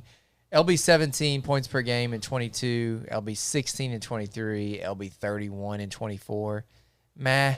I mean, He's like a mayonnaise sandwich. Like Yeah. it's just like the most vanilla, you feel sort great. of steady Eddie LB2 that you could ask for. If you've got an Edgerrin Cooper and a Logan Wilson as your LB2, you feel fantastic. That's great. If you have Logan Wilson as your LB1, you should be a little bit concerned. I will say the Bengals weirdly got a lot of run tonight against the Philadelphia Eagles, and so we actually got to see what these linebackers look like. And it was Logan Wilson and rookie second-round pick Demetrius Knight Jr. Played as the starters together on 2 drives. Orrin Burks worked as the LB3 in base. So it looks like Demetrius Knight Jr. could be in for that LB2 role that was vacated by Jermaine Pratt. What was he? He's a second-round guy? Yep. Yeah. Second-round guy. Also, he's already 25. As I say, you Old kind as hell. of got to plug RJ this guy Harvey. in. The Time is now, brother. runway is not really there for Demetrius Knight Time Jr. is now, brother. Time is now, brother. That's is. Zach Taylor. Get this guy in here. You're too damn old, Demetrius. Those knees are creaking, brother. Get in there. You don't have much time, Demetrius. Shout out as a tribute to Hulk Hogan. Get him in there, brother. Rest yeah, in peace, brother, Hulk rip. Hogan. Not the best person, but ripped Yeah. nonetheless. Rip to the wrestling legend, if nothing else. Get it out. Yeah. Yeah, wow. Quay Walker. I was a little surprised, I'll be honest, to see Quay Walker. Is this just like, I think in terms of the guys who have ambiguity around their future after 2025, I think Quay Walker's the most fascinating. This is a former first-round pick, fifth-year option declined, which basically is the team saying, we don't want you. Get the hell out of here. So it's like, what happens with like him and Devin Lloyd's another guy? What I want you to do right now, Josh, I want you to scroll down on that document. Okay. What's the next name you see? Patrick Queen.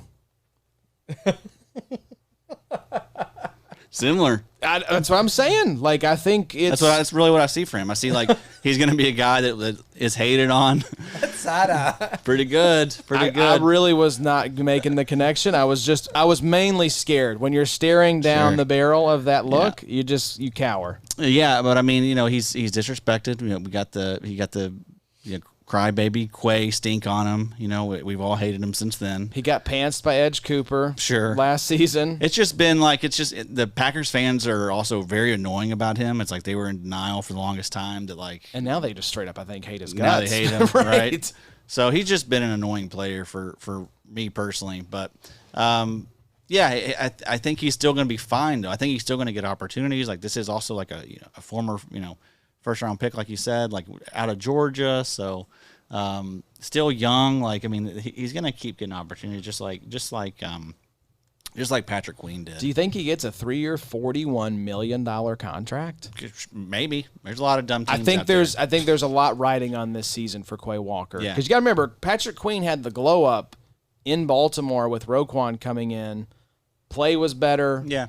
I think the We could see that though here. I think with right Quay. maybe Edge Cooper gives Quay Walker a boost, and I think Quay's his gonna be image fine. is kind of revitalized a little bit heading into free agency. Yeah, I could see that happening. I think Quay's going to be fine. I think he'll be productive again. Grades should be fine enough. You know what I mean? Just as long as he does, like as long as we're not seeing this dude just completely suck. It's going to be hilarious if he plays well and Green Bay brings him back. That's- on like a 3-year, $30 million deal or something. That's the worst nightmare. That is truly the worst outcome. for everybody involved. But I don't think that's going to happen. I think that Green Bay has set themselves up for them to let Quay Walker walk. Yes. Wow. Jesus Christ. Oh, boy. I don't know what I'm going to do with y'all. I got a lot of thinking, a lot of praying to do before the season starts. Bobo, tell me if you can envision this. We talked about Patrick Queen. His destiny to me in the future, not necessarily this year, but down the road, 2 or 3 years from now, it feels like the gross name we're plucking off the waiver wire when an injury hits. Like, can't you just see us talking about Patrick Queen, again, down the road, like Deion Jones and Jalen Smith, where it's like, are we really going to pick up Patrick Queen? Devin White. Right, exactly. Did you see the Deion Jones hype this week? Somebody No. was talking about him like Where's he at? being The UFL, the Rocks Football League, maybe that's where it was.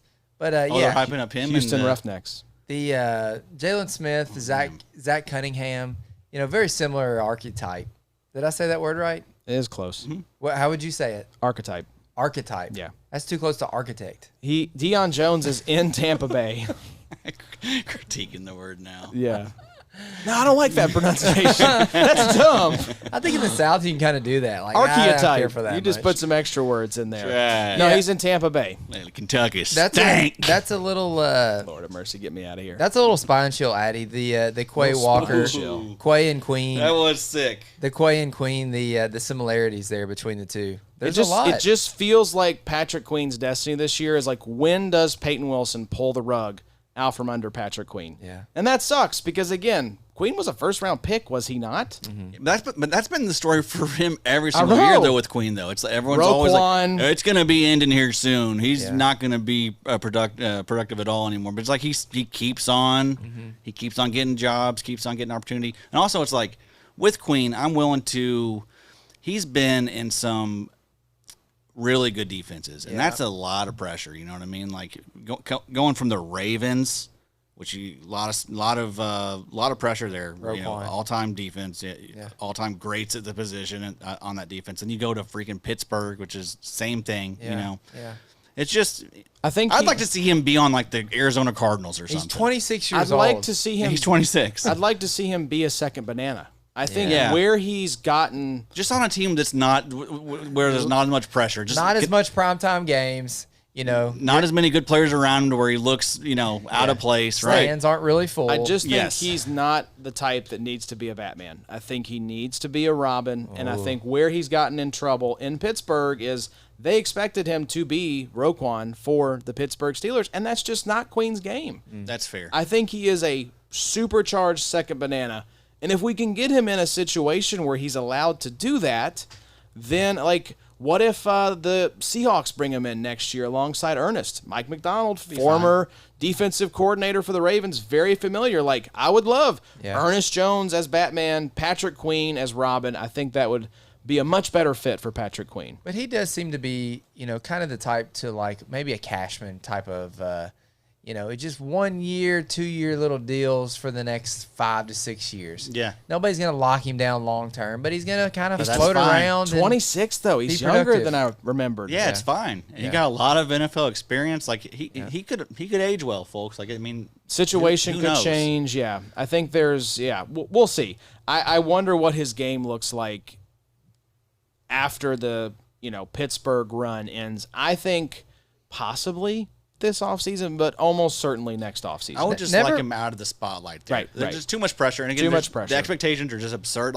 We talk about he can't be a Batman. There's not a lot of Batmans, period. There's you know what I mean? Truly. Yeah. So, I mean, I just want to see him go be on a defense as the LB1 with players that suck around him. Never forget that. With players. If he was in Arizona, maybe we would feel better about him. Never forget the heights, though. 13.5 and 20. 9.7 points per game in 21, 15.1 points per game in 2022 is pretty freaking impressive. Not a lot of people can say that they've done that. 13.9 in 23. And also good. Did regress a little bit last year to 11.9. But also fine. New situation, LB1 there in Pittsburgh. Could be a good year for Pat Queen. Pat Queen could be fine this year. I think this is it's the meme of all the people with the guns pointed at each other in the church. But who else is behind him? It's Peyton Wilson, baby. I know, but as far as depth chart wise, Cole Holcomb, who's Holcomb's around. That's a little banged up. That's sure. I just think this is an Alex Anzalone, Jack Campbell situation. I think it could still be fine for Pat Queen this year, but I think it's just a ticking time bomb there.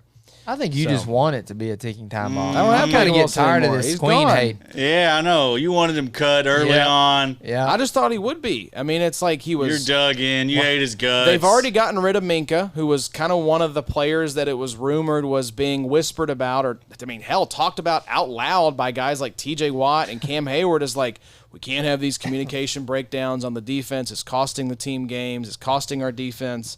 So they already got rid of Minka. He's gone. I just thought Pat Queen would be the other one to get the axe, but Nah. It's coming though next offseason, no doubt. Malik Harrison's there, which is funny. Pat Queen's like, I know you. Yeah, what are hey. you doing? All these teams in the division are just so incestuous. All right, group number 6, last 4 from the top 24. Kaden Elliss, 21, 30.1 years old. Number 22, Jack Sanborn, 25 years young. 23, Jordyn Brooks, 27.8 years old. And TJ Edwards, the last player on the list, 24th ranked linebacker there for Addy, 29 years old. Let's talk about Jack Sanborn first. The other 3, we can just honestly ignore them. Right. 3 sells. Sell them, folks. They're fine. Sell them. Here's what I would say really quickly about Kaden Elliss. I wish he deserves a longer prime. Another New Orleans, weirdly kind of linebacker pass rusher hybrid that they had no idea what to do with, who has flourished outside of New Orleans. What the hell's going on there with this team not knowing how to use really good linebackers? That's all I'm going to say. Kaden Elliss. One more. I'll add one more to this because Okay. this was cool. So, fantasy superstar in the playoffs. Last year, fantasy playoffs weeks, what was that, 15 through 17? Yes. Linebacker 2 in total points, linebacker 2 in points per game, 23.3 points per game last year, weeks 15 through 17, Jesus. And then in 2023, linebacker 3 in total points, linebacker 4 in points per game, 20.1. And then 2022, when he came onto the season, like he was, a waiver wire darling out of nowhere, like it was also good down the stretch there. So He's such a fun player. he's a fun player. 30.1. I just wish that he had a longer prime. He deserves a longer prime than what he got because he was just wasted in New Orleans there until the end. So, and then who knows what the pass rush opportunities will look like with Walker and Pierce in the building now. Well, good thing for you, Josh, is there are about 40 other Elliss boys coming right, up. exactly. That line is prolific. I'm surprised that they don't have, some cousins and sisters and moms coming out of the woodwork do. here to They get an do. NFL deal. So Jack Sanborn, let's talk about it, boys. I think I brought this up on another show. The question of who is 2025's version of Zack Baun, I don't think we're ever going to see that again, perhaps. That's sort of like miraculous out of nowhere. But I think the closest we're going to get is Jack Sanborn. And look at the deal. Here's the freaky thing. Sanborn's deal, 1 year, $1.5 million. Baun's deal, 1 year, $1.6 million. Give me chills. So it's like, who are you scared of in Dallas? Damone Clark, Kenneth Murray, DeMarvion Overshown's probably out until Christmas. Yeah. Like, he may not even play this year. Yeah. I mean, it really is, you got Eberflus there, who he's familiar with from Chicago. I mean, I don't know. Maybe it's Kenneth just Murray, who's a situation where I want this to be the case because we love what we've seen from Jack Sanborn in spurts. But I don't know, boys. I feel like Sanborn could be the one who vaults himself about 8 to 10 spots up these ranks. Because couldn't you see him playing well? Dallas is like, we got the guy we thought, that Sean Lee was it, and then Leighton Vander Esch was it, and now Jack Sanborn is finally the guy. Like, we have our got our new white. our new white linebacker in the middle for Jerry family loving Jones. we don't need Mike. You got Micah, get the hell out. Jack, we need you off the edge. Agent Zero, or what we call him, Agent Sanborn. No, Jesus, Special cut that agent, out right there. I messed it up. Special Agent A Sanborn. lot of wires got crossed. A lot of puns in that brain, overheated. But Sanborn, like if it happens, if the opportunity happens, if he gets the snaps, Zack Baun is in play for him. Being this version of If this he year's gets version of it. 90% of snaps, I think top 12, just the way this guy produces Easy. is almost locked in. Easy, an elite tackler, like in the 16% range, I think, for his career. And then like he's sprinkles in plenty of big plays. You like, have it here, 16.7% career tackle rate. Yeah, that's ridiculous. That's insane. Folks. It was so that was cool. The total snaps. What does it say there? He has 978 career snaps. So that could be a season. That's Right. really like a typical season for Yes, linebackers. about How many total tackles do he have? 164. Bang. That's what you would expect for Right. for a full time Sanborn. You're Yep. looking at 160 tackles probably with 3 to 4 sacks. I'm not scared of what's there. I think Yep. Kenneth Murray, Who Damone cares? Clark, Who cares? Jags. I think they were. I wasn't like thrilled with the Jack Sanborn landing spot initially, Bobo, but the more I've dug in on it, I'm fired up. I kind of like Marist Leafau a little bit. Yeah, he's there as well. As like a playmaker LB2, I think it would be really fun to see Jack Sanborn and Marist play alongside each other because we know what Kenneth Murray is at this point. Yeah, we don't have to keep doing this. He's just not great. He can come in rotationally and be Former fine. first. Same with Damone Clark. That's the reason he's gotten all the chances he's gotten. And that speaks to the stuff with Patrick Queen And Quay Walker, Quay yep. Walker. Yeah, right now our lads has DeMarvion Overshown listed as a starter and Kenneth Murray, and then Jack Sanborn Overshown's not going to play till behind him. Thanksgiving, maybe at the least, earliest. yeah. Overshown towards ACL Yeah. twice. Right. Right. 2 2 times. years in a row. Yep. We Yeah. love DeMarvion Overshown. Like JOK, wish him a Great speedy player. recovery. He was awesome, dude. But He's might never so much play fun. again. Yeah, right. Like his career really, I think, is in jeopardy. As is JOK's. Yeah, it's like Jalen Smith. I mean, this team just is kind of cursed at linebacker. Leighton Vander Esch, or Leighton Vander Neck, as you like to say. Sure. Neck injuries. Jalen Smith had the drop foot and just never really recovered. So Yeah, worried about Matt Stafford too. Speaking of necks and yeah, backs. get better. I did see he's supposed to on track to maybe Yeah. practice next week. Yeah. So we'll see about that. So we talked about Caden Elliss. Jordyn Brooks. Solid, under contract. I kind of like Tyrell Dodson there, maybe, too. as Yeah, a little for bit of sure. a value pick. Not a guy I'm targeting in Dynasty and Jordyn Brooks, but I like him just fine for 2025. And then TJ Edwards, 2-year, $20 million extension in April, kind of out of nowhere. I thought that was kind of interesting. Yep. He's always like flirting with that like top 6 Yeah. finish on the year, but he's always like LB9, LB8, LB10. And so could this be the year if everything breaks right that he kind of vaults himself into that top 6? Really slip on, dude. He really is. He really is. Underappreciated, always delivers. I mean, like perfect piece for contender. right. Yeah.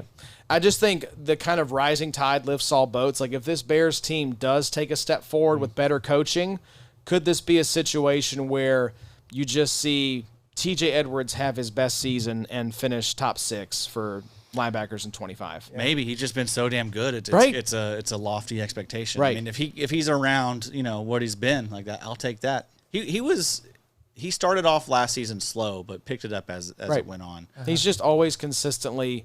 Oh, I didn't realize TJ Edwards finished as LB11 last year, Yeah. right? Like he's always, I feel like he feels fine. He feels like a solid LB2 for you, and then he always ends up finishing top 12, it seems like. Yeah, really So- like a discount Roquan, folks. There you go. We've had a lot of discounts. Speaking of discounts, you have some notable names who could see their stock increase in 2025 and beyond. Take us through the list here, Addy. What you got? Yeah, Demetrius Knight, we already touched on him a little bit. It's probably too late to buy him though now. Teddy Buchanan, I'm very interested in that linebacker 2 spot there in Baltimore. I was a fan of Teddy Buchanan out of Cal. Got some good run. Teddy Buchanan did tonight, I saw. Yeah, Did he? Yeah, he did. he did. What about Trenton Simpson? How many snaps did he get? Do you guys- He played a lot in the first half. He was sort of getting that LB1 treatment there in the first preseason game. So I don't know what that bodes for like his starter potential. I feel like it's a short lease with old Trenton this year. Right. Teddy's there. Teddy could be coming. And then, D. Winters, Nicholas Martin. Looks like it's going to be D. Winters for the foreseeable future. But, they did just spend a 3rd-round pick on Martin. Martin's also a really good producer. He's been that way in college, so I'm interested in him. Leo Chenal, he's constantly on Always. these type of lists. Teddy Buchanan and Trenton Simpson played all snaps through the first quarter, 20 plays. A little rotating after that with Buchanan and Hummel, but Simpson stayed on throughout. So that tells you it's going to be pretty close, I think. I think so. I think Teddy could possibly win that LB2 job is what that tells me. Yep. So, yeah, he's someone that you should probably go ahead and start adding. Leo Chenal, he's a free agent after this year, so I mean he could just absolutely eat. He's always been elite from a points per snap perspective. Also, tackle rate's always been good. Big plays are always there with Leo Chenal. Discount Ivan Pace Jr. Yes, right. I love both those guys. Micah McFadden, he's been slept on. He's been very good, but he's a UFA in 2026. That is the guy I'm amazed is still the LB2 for his NFL team. Like, the Giants didn't bring in anyone to compete with Micah McFadden? He keeps making it, man. Keeps navigating those landmines. And then, I mean, yeah, I think he's going to be productive again. I think he's a good enough linebacker that some other team will look to bring him in. I mean, we're talking, these linebackers are going to get another shot. Like, we saw, like, Landman, Sanborn, like, all these guys that were basically, like, unheard of. Christian Roseboom is Yeah. now the green dot for Carolina. Exactly, right? So, I mean, Micah McFadden, same type thing could happen for him next season. Next offseason. Servassier Dennis, there's been a good amount of hype about him. He's back and fully recovered. He should be that linebacker 2 there. And then I think he would have had a nice little season had he not gotten hurt last I year. do too. And he's got that Luvu in him where he's got the big play upside. Omar Spates, Nate Landman, that'll be a productive situation. Whoever becomes the lead linebacker there. Right now, it seems like Landman's that guy, but again, like that feels pretty fluid there. Christian Elliss, I mentioned him a little bit earlier, but I just think he's a good player. He's still very young, too, 26. Is this one of those damn Ellis bros? This is one of those damn Ellis bros. Here you go. Amazing. Yeah. Amazing. New England, Las Vegas tried to get him. They tried to take him away from New England, but New England matched the offer. Would have loved him in He would Las have Vegas. been a stud. I really think he would have been like a top 20 linebacker this season on as the lead linebacker somewhere. He's unfortunately in a room that's got a lot of linebackers, but I think he's the guy. Like I've been seeing like some Jack Gibbons hype. Like that dude broke his leg very badly last season. You were there at that game, I was weren't at you? that game, right? Kept showing the replay of the leg just dangling. Yeah, it was a very bad injury. So I mean, I think, and based on like what they paid to bring him back, it wasn't cheap. It was like 2 years, $15 million, I think, something around that. I think Elliss is going to get more playing time than we expect, but I think he's very good as a producer with that playing time. So Matching that offer sheet tells me the Patriots like this guy. They like him, You right? don't do that unless you're like, no, we really want this guy. and it's I know they paid Robert Spillane a lot more money and brought him in, but it's like that doesn't mean anything. Like if Elliss is good, like we could even see a world where he is like the LB1 there or something. So I'm optimistic. I'm excited for him. I'm adding him now. Also, Christian Harris, he's forgotten about. I will never forget what you did, Christian Harris, in the playoffs Right. 2 years ago. Right, never. I'm holding a candle for Christian Harris. Unfortunately, there's just a lot of linebackers there in It's a Houston. very crowded room. We were asked on Twitter about EJ Speed. It just feels like even Azeez feels shaky because there's so many linebackers there. I think he is the most safe option in he Houston. scares me too, for sure. I stopped drafting him. In basically all the formats. I think he'll be fine, but I do worry he's a knucklehead, proven knucklehead. So it's like if he gets off the field for suspension or if that defense is just not good to start, like they'll look to make changes. I think there's a reason they have 5 other linebackers there. But do you think it's To'o as the LB2? Is it Christian Harris? Is it EJ Speed? I feel like Henry T would be my bet. Too many question marks. But I said just let someone else figure it out. Yeah. Also, I did notice this little side note. Like, remember that little article that went around about I guess it was like league executives voting on like best position for players, or who was the best at whatever position they were talking about. And Christian Harris was mentioned among the linebackers, which was just really? odd. Out of like the 20 that were named, Christian Harris was Execs on the always have the oddest Very weird. takes on players. Very weird, but he's still super young. He's going to be a UFA at some point. Probably, is he? This is year 4. This year 3 for I him. think this is year 3. Year 3. I'll but look that up. He could be a big deal at some point. Divine Diablo looks like he's got a hold of that linebacker 2 spot there in Sounds like Atlanta. he's going to be the guy. So I mean, he could absolutely eat. And then Danny Stutzman, we've already been hearing good news about him. And then you got Stinky Pete Warner behind him, who's I've never been a fan of. Don't think he's that good. And then Demario Davis, who's like 34, 35. So Stutzman has a real opportunity. Also was a really, really good tackler in college. And then I have Christian Roseboom, Trevin Wallace. Cat's kind of out of the bag about those two as far as redraft goes, thanks to Josie Jewell. But This is year number 4 for Christian Harris. excellent, dude. Yes. So that's great. The ESPN website's talking a little too much here. Do less, ESPN website. Yes, so Christian Harris, this will be he'll be a free agent. So that's massive. That's so, great. So now's the time to buy Christian Harris, honestly, because he'll get an opportunity somewhere else. Stutzman could be the guy there as soon as like next year, right? Yes. I mean, we don't think Demario Davis is long for this world. Right. That makes it sound like he's going to die. I mean, I guess But we maybe- all could die maybe tomorrow, but we're definitely in a higher risk in our 30s. yeah, in our 30s, you never know. But Stinky Pete, I think, is out the door, right? Is he not a pending free agent They as actually well? re-upped him. Why? That was a Why? weird Why? re-up. Why? I don't know. Why are you doing this? But to anyway, us? Stutzman he'll overtake Stinky Pete. Not worried at all. Stinky Pete. Babo, who do you like the best? Or is there anyone else not mentioned on this list that you're kind of putting a little star next to for Dynasty? I'd have to joggle the brain a little bit. But, Don't joggle it now. Don't joggle it too hard. Jeremiah Trotter played pretty well tonight. I mean, I think he played a lot, and I don't think Jihaad Campbell got a whole lot of edge rushing snaps. So I don't know. It's just interesting. It's going to be interesting to see who gets that LB2 spot beside of Baun. There's a 'Cause couple I of think he those. could be productive also. Yeah, LB2 spots, like especially if Jihaad Campbell does pull a Micah Parsons and Yeah. go to the edge full time. Yeah. Could that be Smile Mondon? Could it be Jeremiah Trotter Jr.? And then, I think about Green Bay.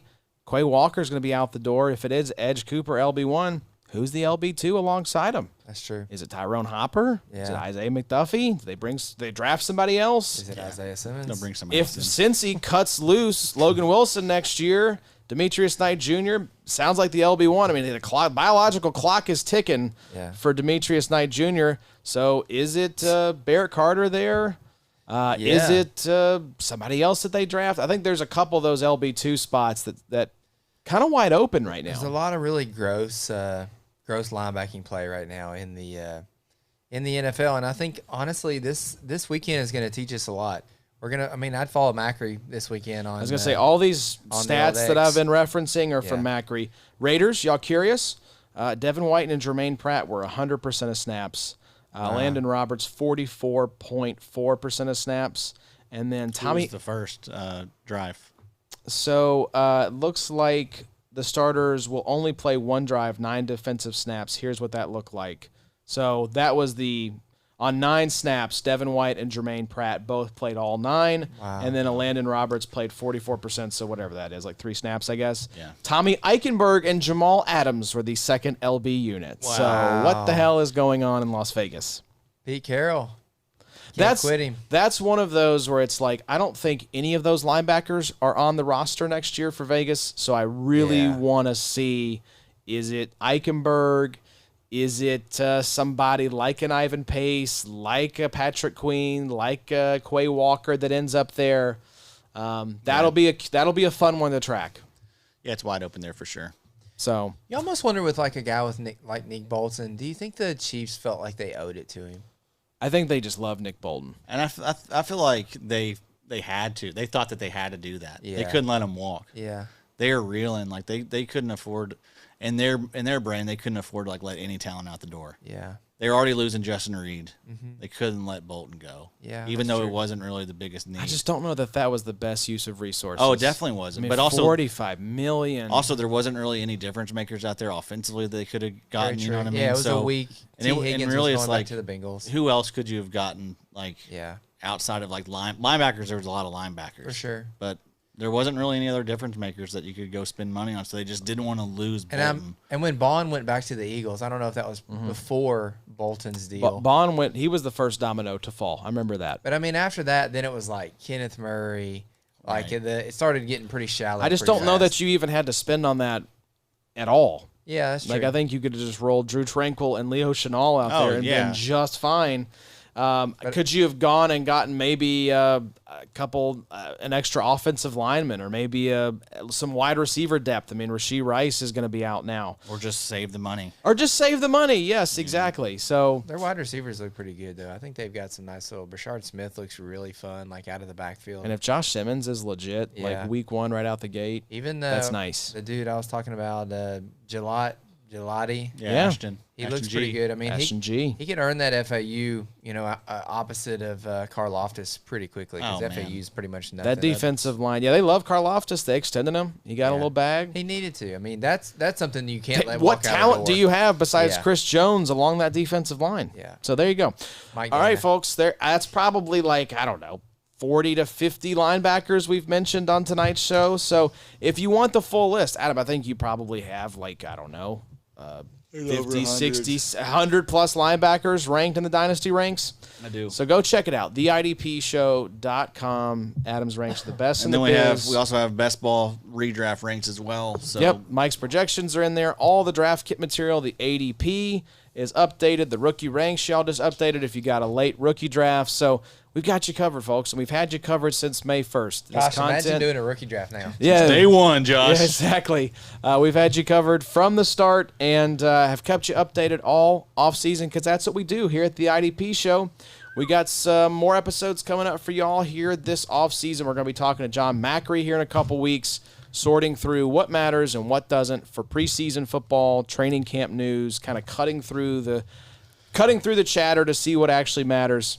No, it's good. Let's end with that. Speaking of Macri, I'll be joining him next week. We'll be talking about dark horses. Hey, that's a fun one. You did that one last year, too. Yep. Look So, at you. Looking forward to that. Gonna be a lot of fun. And then, yes, we will have our flag plants. And then, boys, we are on to week 1.